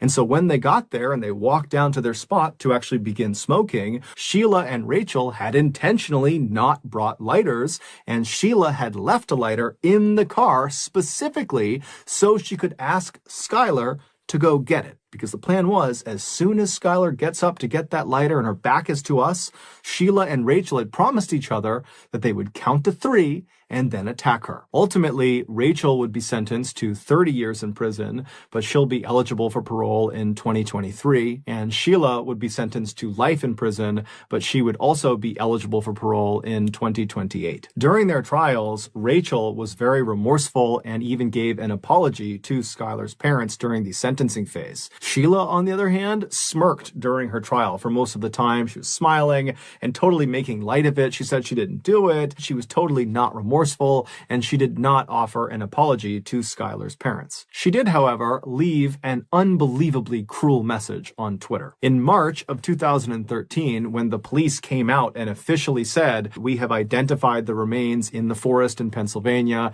as belonging to Skylar Neese," when that announcement was made, just a couple of days later, Sheila tweeted, "We really did go on 3." Sheila was arrested 1 month later. So that's going to do it, guys. If you got something out of today's episode and you haven't done this already, please tell the like button. You're going to upload 3, 4, even 5 times a week on your YouTube channel, and then drop it down to 2 or 3 times a week, and then 1 or 2 times a week, and then abruptly just go absent for 3 weeks straight. Also, please subscribe to our channel and turn on all notifications so you don't miss any of our weekly 1 or 2 video uploads. We are now selling merchandise like flannels and hats and sweatshirts and all sorts of stuff. If you're interested, go to shopmrballen.com. If you want to learn about upcoming deals and promotions for our shop, go to our shop's Instagram page. The username is shopmrballen. If you want to get in touch with me, you can direct message me on Instagram or on Twitter. My username is the same for both platforms. It's just MrBallen. I also have a ton of content over on TikTok, where my username is also MrBallen. We also have a second YouTube channel called MrBallen Shorts, where we post random short videos and lost episodes. We also have a Facebook page just called MrBallen, where we post condensed versions of the longer episodes you see on YouTube. If you have a story suggestion, please submit it to our subreddit just called MrBallen. It's linked in the description below. So whether I see you on Twitter, Instagram, TikTok, Reddit, YouTube, Facebook, or some combination, just know that I really appreciate your support. And until next time, that's going to do it. See ya. The primary criticism of virtually every paranormal story out there is a lack of credibility. Either the person claiming the events happened lacks credibility themselves, or you just don't have any other corroborating evidence, like other people that witnessed it, other credible people that witnessed it, or in many cases, a lack of video or photo proof that said paranormal event happened. But in the case of the story today, you not only have a highly credible witness, a NASA robotics engineer, you also have other corroborating witnesses that are from that NASA engineer's family that were there and witnessed it with him. And you have, albeit limited, you do have video footage of what they are claiming happened that was paranormal. But before we get into all of that in today's story, if you are a fan of the strange, dark, and mysterious delivered in story format, well, that's what my channel is all about, and I upload 3 to 4 times a week. So if that's your thing, if you could gently pulverize the like button and then turn on all notifications so you don't miss any of my uploads every week. All right, let's get into it. Bill Vale has always been incredibly scientifically minded. He's always had technical jobs his whole life. He took a job for 15 years at NASA as a robotics engineer. He also spent a little time as a pilot for NASA as well. He is just somebody that is very process-oriented. And in fact, his family and friends, they say this with respect, but they say that, Bill, he lacks an imagination. He's super pragmatic, super to the point, and doesn't really have time for, call it, creativity. He's all about facts. In 2002, Bill and his wife separate, and it catches Bill a little bit off guard.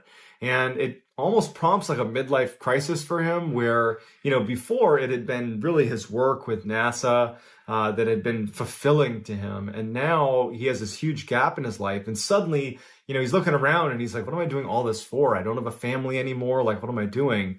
And so he decides to move back home to Arlington, Texas, where his little brother lived. So when he gets to Arlington, he feels like he can have a fresh start in a way. He has family around, so he doesn't feel quite as lonely. And he actually just takes a job at his brother's water purification company because he wasn't sure what he was going to do. He just knew that he needed to do something. So he gets a job at this water purification company and he starts working with his brother. And he finds that even though it's not the same type of work that he was doing as a robotics engineer at NASA, it was nice to be working day in and day out with a family member. So Bill has only been living in Arlington for just a couple of months, and he had only been at the water purification company for maybe a couple of weeks. And so when a Saturday house call was called into the company and no one really wanted to do it, Bill thought, you know what, I'll take one for the team, make a good impression on my coworkers, and I'll take the house call. And what it involved is part of Bill's job was to go demonstrate how to install and use this water purification system in customers' home. The dispatcher for the water purification company said to Bill, she goes, hey, listen, this is a little bit weird, but the person who called was adamant that you be there at 5 o'clock, not a minute earlier, not a minute later. And it was probably only about 3 o'clock in the afternoon. And he's like, so what do I do? And she's like, I don't know, like go get a bite to eat and just make sure you're there by 5. And so he does that. He's like, that's weird. But he drives around and he parks outside of the house a little ways down the street. And a couple minutes before 5, he gets out and he starts heading over to the property to do this house call. He starts walking up the path to this big brick house at like 4:59. And as he's getting closer to the steps, he can hear through the front door, which he can already tell it's slightly open. It's not latched all the way. He can hear screaming inside of this house. It sounds like a woman screaming, and it actually sounds like she's screaming, get out of here.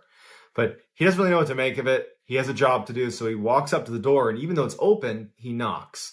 And now he can literally hear through the crack in the door that someone in this house is screaming.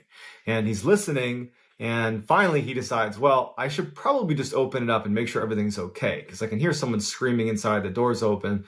So he opens it up and he walks inside. He takes one step inside of the residence and just kind of peeks around, and he can see a little bit down the hall off to the right, there's an opening to a room. And in the room are 3 men on their knees in a little circle, and a woman is walking around them in a circle, and she's holding a book in her hand, and she's speaking in tongues. Just nonsensical, couldn't make sense of her language, but periodically as she's circling them and she's touching each of their heads, she's screaming, get out of here. Leave these people. Get out of here. Bill is about to leave. He knows that this is just too weird for him, but right before he does, the woman who's walking around the 3 men on the ground looks up at him and points directly at him and doesn't break eye contact and just holds her finger out pointing at him.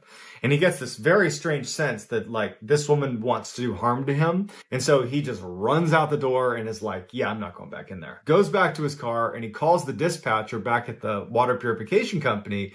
And he's like, okay, I just took an insane house call. The lady in there is crazy. I'm not doing it. Don't reschedule. And if you do not put me on it because I will not go in there. Bill was a very straightforward guy. And he's just not going to let his imagination run wild with what they were doing. You know, those people are crazy and that's not my business. It's not my problem. And so he forgot about it. He just goes home to his house and he turns on the TV and he gets his microwave dinner and he's just sitting there eating his food and just having a nice Saturday night to himself. When out of the corner of his eye in his other room, and I keep in mind, Bill lives alone and has no pets.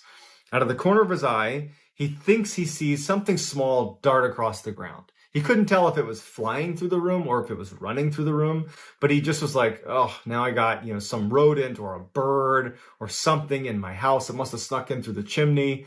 And so Bill is not scared. He's mostly like frustrated that now he has to deal with some rodent in his house or some bird in his house. So he puts his food down and he turns on all the lights because he was watching TV with the lights off, turns on all the lights and just searches his house. He's like quiet, listening, trying to like hear where the thing went in his house.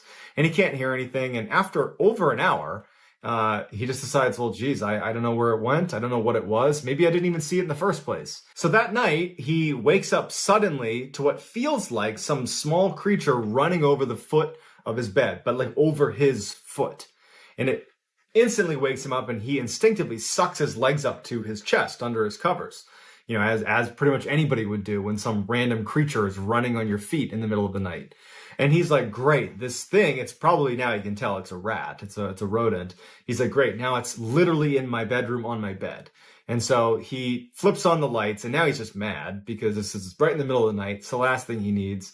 And he lights on and he searches the room. He looks under, his dresser. He looks in the closet. He looks under his bed. He looks everywhere. And he can't find this thing. He's stopping periodically to listen and he can't hear scurrying or anything. Did I imagine that as well? Because I guess I don't know if I saw something darting out of the corner of my eye when I was watching TV. I think I did. And just now, could that have been in my dream? Because he wasn't really awake for it happening. He woke up to it and thought it's what happened. And so he's starting to tell himself that, you know what? I'm somehow creating this weird thought in my head. Like, I probably didn't see anything downstairs, and I was probably having a dream about this, rodent in my house, and that's what prompted the thought that something had touched my feet. And so he's like, all right, whatever. Turns off his lights, and he goes back to bed. So Bill falls back asleep, but shortly thereafter, he wakes up again when his bed is violently shaking. And he wakes up, and his bed's shaking, and it stops almost immediately once he's awake. And he thinks that they're having an earthquake. So he jumps out of his bed and he's looking around to see if like things are going to start falling on him. He runs to the window. He looks outside. He can't tell what's going on. He runs into the other room and he can suddenly tell, because he's in a bit of a panic, that there is no more shaking happening. Now, the shaking's done. The house is totally silent. And he runs back to his bed and he has this thought like, could I in my sleep have shaken my bed? And he had one of those huge 4-poster beds. And he's like trying to move it. And Bill's a big, strong guy and he can barely move his bed. And he has this memory of my bed was literally shaking. And he's like, now this is 3 times that something strange has happened. And I can't make sense of it. And being a very kind of pragmatic person and not one with, as his family said, a wild imagination, he did not have that. He's like, okay, let's find out if there was an earthquake. So he goes online and he starts researching earthquakes. And he's thinking maybe if the earthquake had just happened, that the news would break right then and there, some headline. There's nothing. And so he's like, okay, what other rational things could have caused my house to shake? Because again, there's no other damage in his house. Nothing fell. It was just, he felt the shaking and that was it. And so he starts researching like what's in the area. And he finds that there was a military base, and actually it's an air base right near his house, a couple miles away. And he's thinking, okay, well, when the fighter jets are taking off, that take off at all hours, maybe there's a sonic boom from one of the jets accelerating. And he didn't know if that was it, but he thought it could be it. And then he's like, oh, well, there's also all these oil rigs that are drilling in the area. Maybe there was an accident. So he's researching for, recent accidents at oil rigs. And he's trying to find a rational explanation for this bed shaking incident. He also can't help but feel like, what happened with that thing I saw that was like touching my feet? Like, he's not connecting the two events, but he has this weird sense that either something's wrong with him and he's losing his mind, or something really weird is happening in his property. So as he's trying to find this rational explanation, his internet goes out. And so he tries troubleshooting it a couple times, but he can't get it to work. And so he calls his service provider to just have them see if they can fix it. And so he calls customer service, somebody picks up, and they're like, yep, your internet's out, let me fix it for you. Let me put you on a brief hold. And so they put him on hold, and as he's sitting there, like listening to elevator music, like staticky sound started coming through the receiver, and he's just noticing it. It's nothing significant. But then a voice comes into the phone that is speaking in tongues, like nonsensical language, and it sounds almost threatening. At some point, Bill is just totally unsettled by this voice because it's just going on and on. He's been on hold now for like 2 minutes of this weird voice. He just hangs up. And like in just a couple of seconds, he gets a call back from the same customer service rep that he had just been speaking to. And he had an accent, and Bill picked up on it and said, hey, was I just talking to you? And the customer service rep was like, yes, sorry, we got disconnected. And Bill says, did you hear that voice? Did you hear that strange voice on the phone? And the customer service rep, who's mostly operates on a bit of a script, kind of deviates for a second and says, actually, yes, I did hear that. And I was actually trying to figure out how that could have been possible, because we use a very secure phone line when we talk to our customers, and there's really no way for someone to actually block my ability to speak to you. Like, even if someone was on the call, you would still be able to hear me, and I was trying to yell to you and you weren't hearing me. So I don't know how that would have happened. But I definitely heard the voice. I don't know what that was, and we're so sorry. So both of them are definitely weirded out by it, but the customer service rep, he's got a job to do, and he's like, hey, your internet works again. Thanks. Talk to you soon. He hangs up. And Bill's left with his internet working again, but now that's the 4th strange thing. He has the thing that runs across the room as he's watching TV. He has the thing that ran across his feet at night. He has his bed shaking, and now he has this like devil voice speaking in tongues on the phone that the customer service rep also heard and couldn't make sense of. He decides to, I'm done doing research for the night. It's, 3 a.m. or whatever it was. I'm going to just try to get a couple hours of sleep because this is just starting to freak me out a little bit. So Bill gets back in his bed and he's trying to sleep, but he can't stop thinking about the fact that there have been 4 strange occurrences in the span of just a couple of hours. And he can't help himself but start to feel a little bit worried that something that he doesn't understand is going on, something bad is going on. And as he's sitting there desperately trying to sleep, he swears he can hear some sort of sound underneath his bed. He knows it could be his mind playing tricks on him, but it doesn't matter. He thinks he hears it, and it's now he's officially spooked. Like a child, he pulls the covers over his head, and he's just laying on his bed with the covers over his head, just basically trying to convince himself like this isn't happening. There isn't anything under your bed. Just relax. Nothing's happening. He's got his legs sucked up, up near his chest. He's just under his sheets. And the way he was positioned is he had left a light on in his room, and there was a light basically beaming down onto the sheet that was over the upper part of his body. So there's a little bit of light into the cavern under his sheets. And so he's holding it up over his head. And as he's sitting there, like trying to tell himself that nothing's going on, he looks down towards the foot of his bed under his covers, right? And he sees a hand slowly reaching up from the side of the bed, come up and try to grab his foot. And it just misses and then retracts out from under the bed. Bill literally leaps out of bed, flips on every light, and is now in just absolute crisis mode. He immediately is like up against the wall, doesn't even want to look under the bed, but eventually he does. He kind of pokes under, nothing's down there. He looks around his room, there's no sign of anybody in the room, and now it's like, okay, you've had so many strange occurrences, and none of it makes sense. Like, what are you going to do? And he had no idea. So Bill does not attempt to go back to bed that night. He goes downstairs, flips on every light in his house, starts drinking coffee like he's awake. He's like, I'm not doing this tonight. And so he stays up the rest of the night. So the next day, Bill just tries to have a normal day. He doesn't want to think about what happened the night before. So he goes to work like normal, doesn't tell anybody about it. Again, Bill, he's a straight shooter. He's not about to be, the former NASA robotics engineer that's like, hey, let me tell you about the paranormal stuff that's happening in my house. He's doing everything he can to not think like that. And so by the end of the day, he started to feel a little bit of anxiety as he's getting ready to go back to his house, because he would have to potentially face some of the strange things that happened the night before. They could happen again tonight. And so he gets home, has all his lights on. He's not about to keep his lights off. And he's sitting in his chair. He always sits in the same one where he was watching TV and saw that thing dart across the room.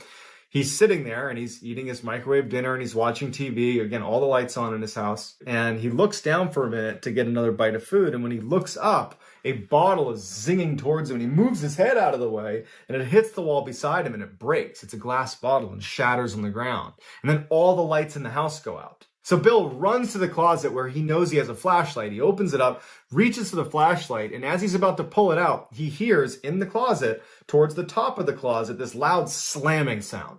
And he had a couple pretty heavy boxes on the very top shelf in his closet, and it sounded like someone had almost lifted one up and then slammed it down on the top shelf. But obviously he didn't do that, and it totally freaked him out. He grabs the flashlight, shines it in the closet. There's no one in there. There's nothing in there.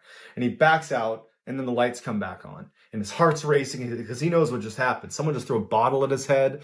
Someone just slammed something in his closet and he's in full panic mode. And so the only person he can think to call is his brother because he's not prepared to go to the police because the things he would need to describe are kind of nonsensical sounding. But his brother, who's very rational, equally kind of pragmatic in his approach to everything. He calls his brother and he's like, get over here. I got some weird stuff happening in my house and I just need a sanity check.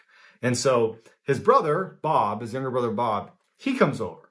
And as soon as Bob gets there, Bill is like, he had never had a discussion about the paranormal with his brother before. So he's just like, all right, this is going to sound weird, but Bob, I need you to just go in this closet and just go in the closet. And Bob's like, what in the world are you talking about? And Bill's like, please, just go in there. I'm going to shut the door and I want you to just tell me what happens. And so Bob's like, all right. Bob goes in the closet. Bill shuts the door behind him. Bill's just out there waiting. And Bill calls to Bob, hey, turn off the light. There's a little pull string, little tiny light bulb. Turn off the light in there. So, Bob's like, all right, turns off the light and it's pitch black in there. And so at the time, Bob would not tell Bill what happened to him in the closet. Mostly because if you put yourself in Bob's position, he doesn't have any of the context. He doesn't have anything that happened. He's never experienced anything like this before. And so what he experiences, he kind of chalks up to probably his own doing. He doesn't think that someone did it to him. And so what happens is he's in the closet and he feels something hit his leg. And he thinks, oh, I must have knocked into something that hit my leg, like a pair of shoes or something. And he's just standing there. And then something hits him hard in the face. And he thinks, oh, I must have hit something on the top shelf that fell and hit me in the head. But the two things combined, it did unsettle him a little bit. And he consciously decided, I'm not going to tell my brother Bill that this happened because I'll only feed into his own paranoia right now. And that's not what he needs. Opens the closet, gets out, and he's like, you know what, Bill? Nothing happened in there. You got nothing to worry about. There's nothing in here. And so he leaves, and Bill is left kind of crestfallen because he feels like he really didn't do a good job conveying to his brother just how much had happened in the house so far. He basically said, I've heard some strange noises, go in the closet. And then nothing really happened. So he feels like out of his element. He just feels like he doesn't know how to handle it. And so he has only one other person that he feels comfortable kind of letting in to this situation because it was just kind of embarrassing for Bill. I mean, he's this esteemed NASA employee. The last thing he wants is to have somebody think that he's like losing his mind a little bit. But he has his friend Michael, who is a sound engineer that worked for a couple podcasts. And when he calls him, Bill doesn't even really know what he's going to say to Michael. He just needed to talk to someone, like a friendly voice kind of thing. And he calls him, and Michael's a little bit surprised to see Bill calling him, and they have a little bit of small talk. And Bill says to Michael, I don't know how to approach this with you, but I moved to Arlington, and I got some weird stuff going on in my house. And I guess I'm just telling you because I don't know what else to do. And so Michael's like a little bit caught off guard and is a little bit just worried about his friend. And he starts asking him some basic questions. Just, oh, well, what have you heard? Like, what have you seen? Just not really sure if it's even remotely worth exploring, but just asking some basic questions. And as they're having this exchange, the voice that came on the phone during the call to the customer service rep for the internet provider came on the phone. And all of a sudden, Bill can't hear Michael and Michael can't hear Bill. All they both hear is this voice, this like angry kind of demonic sounding voice that sounds very threatening. And so while this is going on, Michael just instinctively is like, well, I have all my sound set up here. And he grabs a mic and he puts it to the receiver and starts recording. And for a minute and a half, he sits there recording this voice. And then about 30 seconds into the recording, not that Michael could hear it, Bill on the other end, who's heard this voice before, and he's starting to get the feeling that this whole thing is bad. Like it's bad. And he starts yelling to Michael to hang up. Don't listen to this. Hang up the phone. Don't listen to the voice. He's yelling for him. And then after about a minute and a half of this chaos that Michael's recording, the voice suddenly stops. And it goes back to Bill and Michael talking to each other. And it's like crystal clear. And so Michael immediately says, hey, Bill, you there? You there? And Bill's like, yeah, I'm here. I was trying to get you to get off the phone. You can't listen to this stuff. I don't know what it is, but it's bad. And Michael just goes, no, listen, I recorded that. Here, let me play it back for you. And so he starts playing it back. And it's silence, except for when Bill was yelling to Michael, don't listen to it. Hang up, don't listen to it. And Michael is yelling in the beginning to Bill like, hey, what is that? What is this? But then it's all silence in between. So they aren't speaking to each other, even though they're on the phone with each other. And they hear something, but the recording only picked up their voices, not the demonic, possessed sounding voice. At this point, Bill is starting to get a little bit scared. Maybe he wouldn't admit to it, but he's alone in this house and all this strange stuff is happening. And he just decides that he's going to invite his brother over for dinner. And Bill is in the chair that he always sits in, and Bob and his wife Cindy are on the couch, and they're kind of having a nice time. Bill recalled feeling, it was just nice to have other people in the house. And they're watching TV, and as they're watching TV, suddenly Bill just stands up and kind of runs over to the room where he had originally seen that thing dart by, this rodent or whatever he saw. And Bob and Cindy obviously see him get up and run over, and they're like, hey, what did you see? What was that? And Bill's like, okay, I don't know how to describe what I saw, but I saw this thing that's in my house. And, Bob, I brought you over here because I've just been seeing this animal or something running around my house, and I swear I just saw it. I swear I just saw it. And he goes, hey, look, Bob, sit in my chair. Because it was the only vantage point into this room. The couch where Bob and Cindy were sitting, they couldn't really see into this room. And he goes, just listen to me.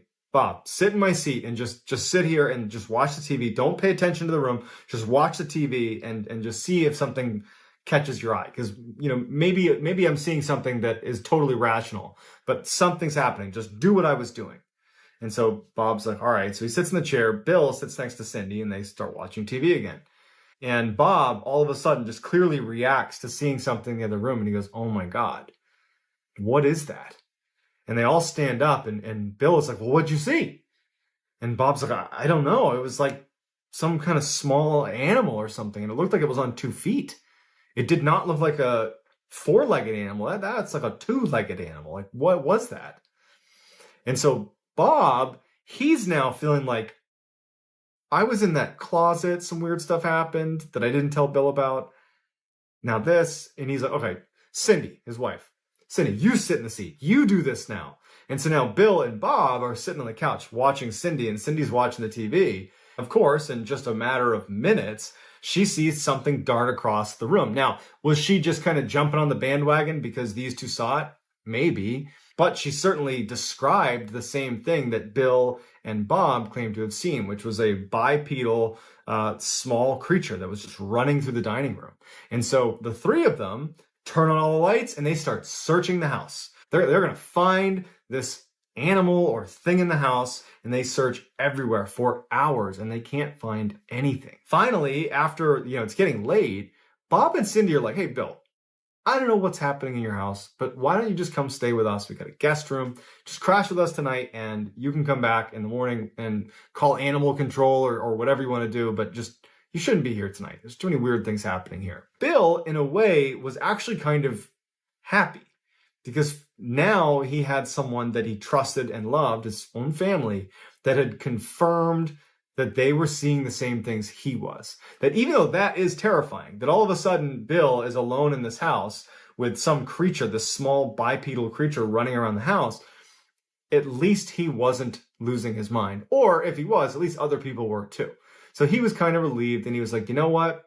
I'm not going to go with you because I don't want to just give up my house. What will I do when I come back if it keeps happening? I don't want to just give this up. So Bob and Cindy leave, and now Bill is determined to now, for the first time, start looking up paranormal explanations for what was happening. So quickly, Bill realizes that you can't just search the paranormal. There's too many things online. It's so hard to tell what is considered credible and what isn't because there's just no fact checking going on. It's just people kind of putting things on the internet. And so what he decided he would do is instead of him doing the research, he would find a paranormal investigative team that at least appeared to approach their investigations much the way a scientist would. That instead of looking for proof, the paranormal exists, instead that their approach would be looking for an answer, even if that answer was totally normal. And so he starts researching for investigative paranormal teams that have a scientific focus that are in Texas in the area. And he actually finds one and he reaches out to them and they were actually available that night to come over. So he says, please come over. I need your help. So the leader of the paranormal team was a man by the name of Brian Hall. And when they get there, it's Brian and a couple of his crew members. They don't start with, diving into the paranormal investigation side. They start by looking for obvious answers because they've found that many times when someone claims they have a paranormal event happening, it's something like, a bad AC unit or a creaky door or a branch outside that's rubbing against the house. And so they did a very lengthy and thorough examination of the outside and inside of the house, looking for things like that. And they determined that there wasn't anything obvious that was a rational explanation. So now it warranted setting up some equipment. And so what they did is they set up a couple of cameras in Bill's bedroom where a lot of the activities apparently was happening. And they set up these laser beams that basically beamed lasers in every direction. And they would place them in his bedroom. So there was laser beams all over the room. And if anything walked past any of these lasers, you would see the beams move. And it's very obvious. So it's a way to detect motion in the room. And so they set these beams up and they start filming. And for a long time, nothing is happening. Bill, Brian Hall, the team are just sitting in the dining room downstairs, just listening to silence and watching nothing happen. And so Brian suggests, hey, why don't one of his team members go up and just literally interact with the room a little bit? Go in there, kind of like yell, do something, kind of stir it up, so to speak. And then we'll see if anything happens. And so one of the team members goes up to the room and walks in and is like, hey, is anybody in here? And, nothing's happening. You can see on the footage that, he jumps onto the bed and he's sitting on the bed. And at some point, as he's yelling out to whatever was in the room, like, hey, if you're in here, show yourself, all of a sudden on camera, you hear a laser fall. And he jumps out of bed and he runs out of the room. And the rest of the team comes up and they gather up the cameras and they immediately watch the footage. And as they're watching the footage, you can see this mist that begins to form in the room that the team member who was in there just didn't see. And the mist starts swirling in front of the laser beams on the camera before you hear off camera one of the laser beams falling to the ground. So at first they're just kind of dumbfounded and they're like, well, how did the mist get in there? Like, what is that? And is it possible that perhaps the laser beam rolled off a table or something? Maybe it was positioned in such a way that it could have rolled off. And so what they did is they raised the sound levels inside of the actual video and they made out a couple of words.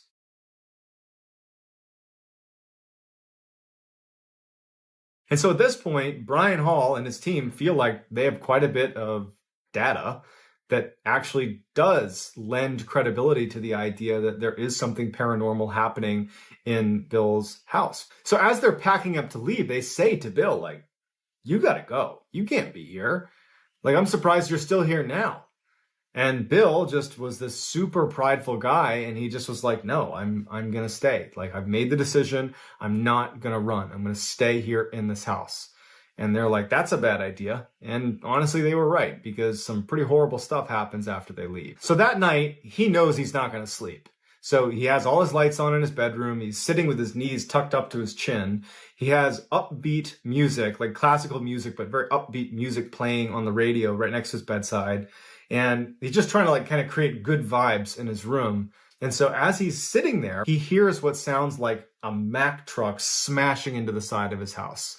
Like, it was so loud and just deafening that he instantly sprints out of his door, runs downstairs, runs outside to inspect the damage to his property. And nothing's outside. There's nothing. There's no Mack truck. There's no damage to his house. There's nothing. He walks all around his property. He's like, did something fall on the street? Am I losing my mind? Like, what's going on? And so he goes back in the house after quite a bit of looking around, seeing if something might have fallen off of his roof that made a sound. Nothing. He goes back in his house, and as soon as he steps foot in his house, he hears a similarly loud crashing sound, as if, a vehicle is smashing into his house, except it's inside of his house in his dining room. It was in the same room where he first initially spotted that thing running across the ground. And so he runs in there to look for some horrible damage to the inside of his house, but there's nothing disturbed. There's nothing shaking. There's nothing out of place. His dining room is intact. And as he's sitting there, he hears his car alarm go off outside. And now he's thinking, this thing is screwing with me. I'm not going to let it win. I've stayed here against better judgment for multiple days. I'm not going to give in now. And so Bill kind of goes into fight mode. Now he's mad. And he's, instead of being scared of what's happening, he starts screaming at the top of his lungs, like, show yourself. And so as he's doing that, he hears yet another loud crashing sound up in his bedroom. And so he runs upstairs ready to fight with whatever this is in his house, because it's gotten to a breaking point for Bill.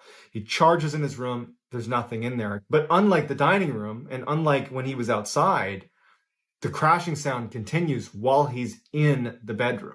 So he's standing in his bedroom, holding his ears from the deafening crashing sounds over and over and over again, but there's nothing moving. There is no way for the sound to be emanating from that room, but it is. And after what feels like an eternity, this horrible smashing sound, it just completely stops. And it's dead silence. And Bill lifts his hands off his ears and he's looking around, and he's expecting it to start again, but it doesn't. And it's just dead silence in the entire house. After quite a while, and he still doesn't hear anything, he gets back in his bed. All the lights are on. His radio's on. And he tucks his legs up to his chin, and he's just holding himself basically in the fetal position. And he is, at this point, he's now just petrified. Like, he had his big fight moment, but I think he's now thinking that this thing was just challenging me back. It's basically saying, I can do whatever I want to you, and you can't touch me. I can do whatever I want, you can't touch me. And he's realizing that maybe he could have made it worse. And he's sitting there knowing he's not going to sleep. It's still the middle of the night. And he starts hearing a noise that sounds like maybe shuffling of feet. Something's moving around underneath his bed. And as he's sitting on his bed, at the head of his bed near his pillow with his feet tucked in, he looks at the foot of his bed, and this huge, just wide, 6-foot-tall black figure emerges it's bright in the room. This black figure emerges at the foot of his bed. It's got this huge tooth coming out of its mouth, and it gets into this jerky position and starts moving towards Bill. And it gets right in front of him, and it puts its face right against Bill's, and then grunts, and then disappears. Bill continued to see this horrible black figure in his house, and it continued to kind of challenge Bill. And Bill stopped challenging it back. And so Bill started waking up with these scratches on his chest. He was hospitalized a couple of times, prompting the hospital to do welfare checks on Bill because he was showing up with these like mini heart attacks because of the stress that he claimed was from having this stuff happening to him. And, his family's so concerned. And it wasn't until Bill started really doing some aggressive research on demons that he read about exorcisms. And he remembered that when he showed up for that house call, a lot of the language that he was hearing coming from that woman who was screaming, leave these people, leave this house, it sounded like an exorcism. And he was thinking that, do you think it's possible that the exorcist knew that she needed another host for these demons? And so she planned it so that she would have this water purification person show up right at 5 p.m. so that she could be at the part of her exorcism where she could cast the demons onto him. After 2 exorcisms of his own to his house, it still hasn't stopped. He's still to this day is dealing with the paranormal activity in his house. And when asked why he hasn't sold his house, is he thinks that he couldn't live with himself if he ever put another person through what he has dealt with at his house. I don't know about you, but I would not have lived in that house for an additional 18 years. That just sounds like the worst. But, I'm not Bill, and so he's made up his mind that that's what he needs to do. But for me, anyways, I would have left that house. I would have abandoned that house more than likely. But I'd love to hear what you would do in that situation, and I'd love to just get your feedback on this story. It's interesting when you have a story like this coming from the mouth of someone so credible, like a NASA robotics engineer who's inherently skeptical, and having lots of corroborating evidence. I'd love to hear what you all think about this particular story and whether you think this is true or just something else that's totally rational and easy to explain. Love to hear in the comments. That's going to do it, guys. Before you go, if you want to get in touch with me, you can message me on Instagram. My handle is JohnBallen416. Also, I'm very active on TikTok. My handle is MrBallen. And if you like this video, again, if you would, please pulverize the like button and turn on all notifications so you can get more of these types of stories. That's going to do it, guys. Take care.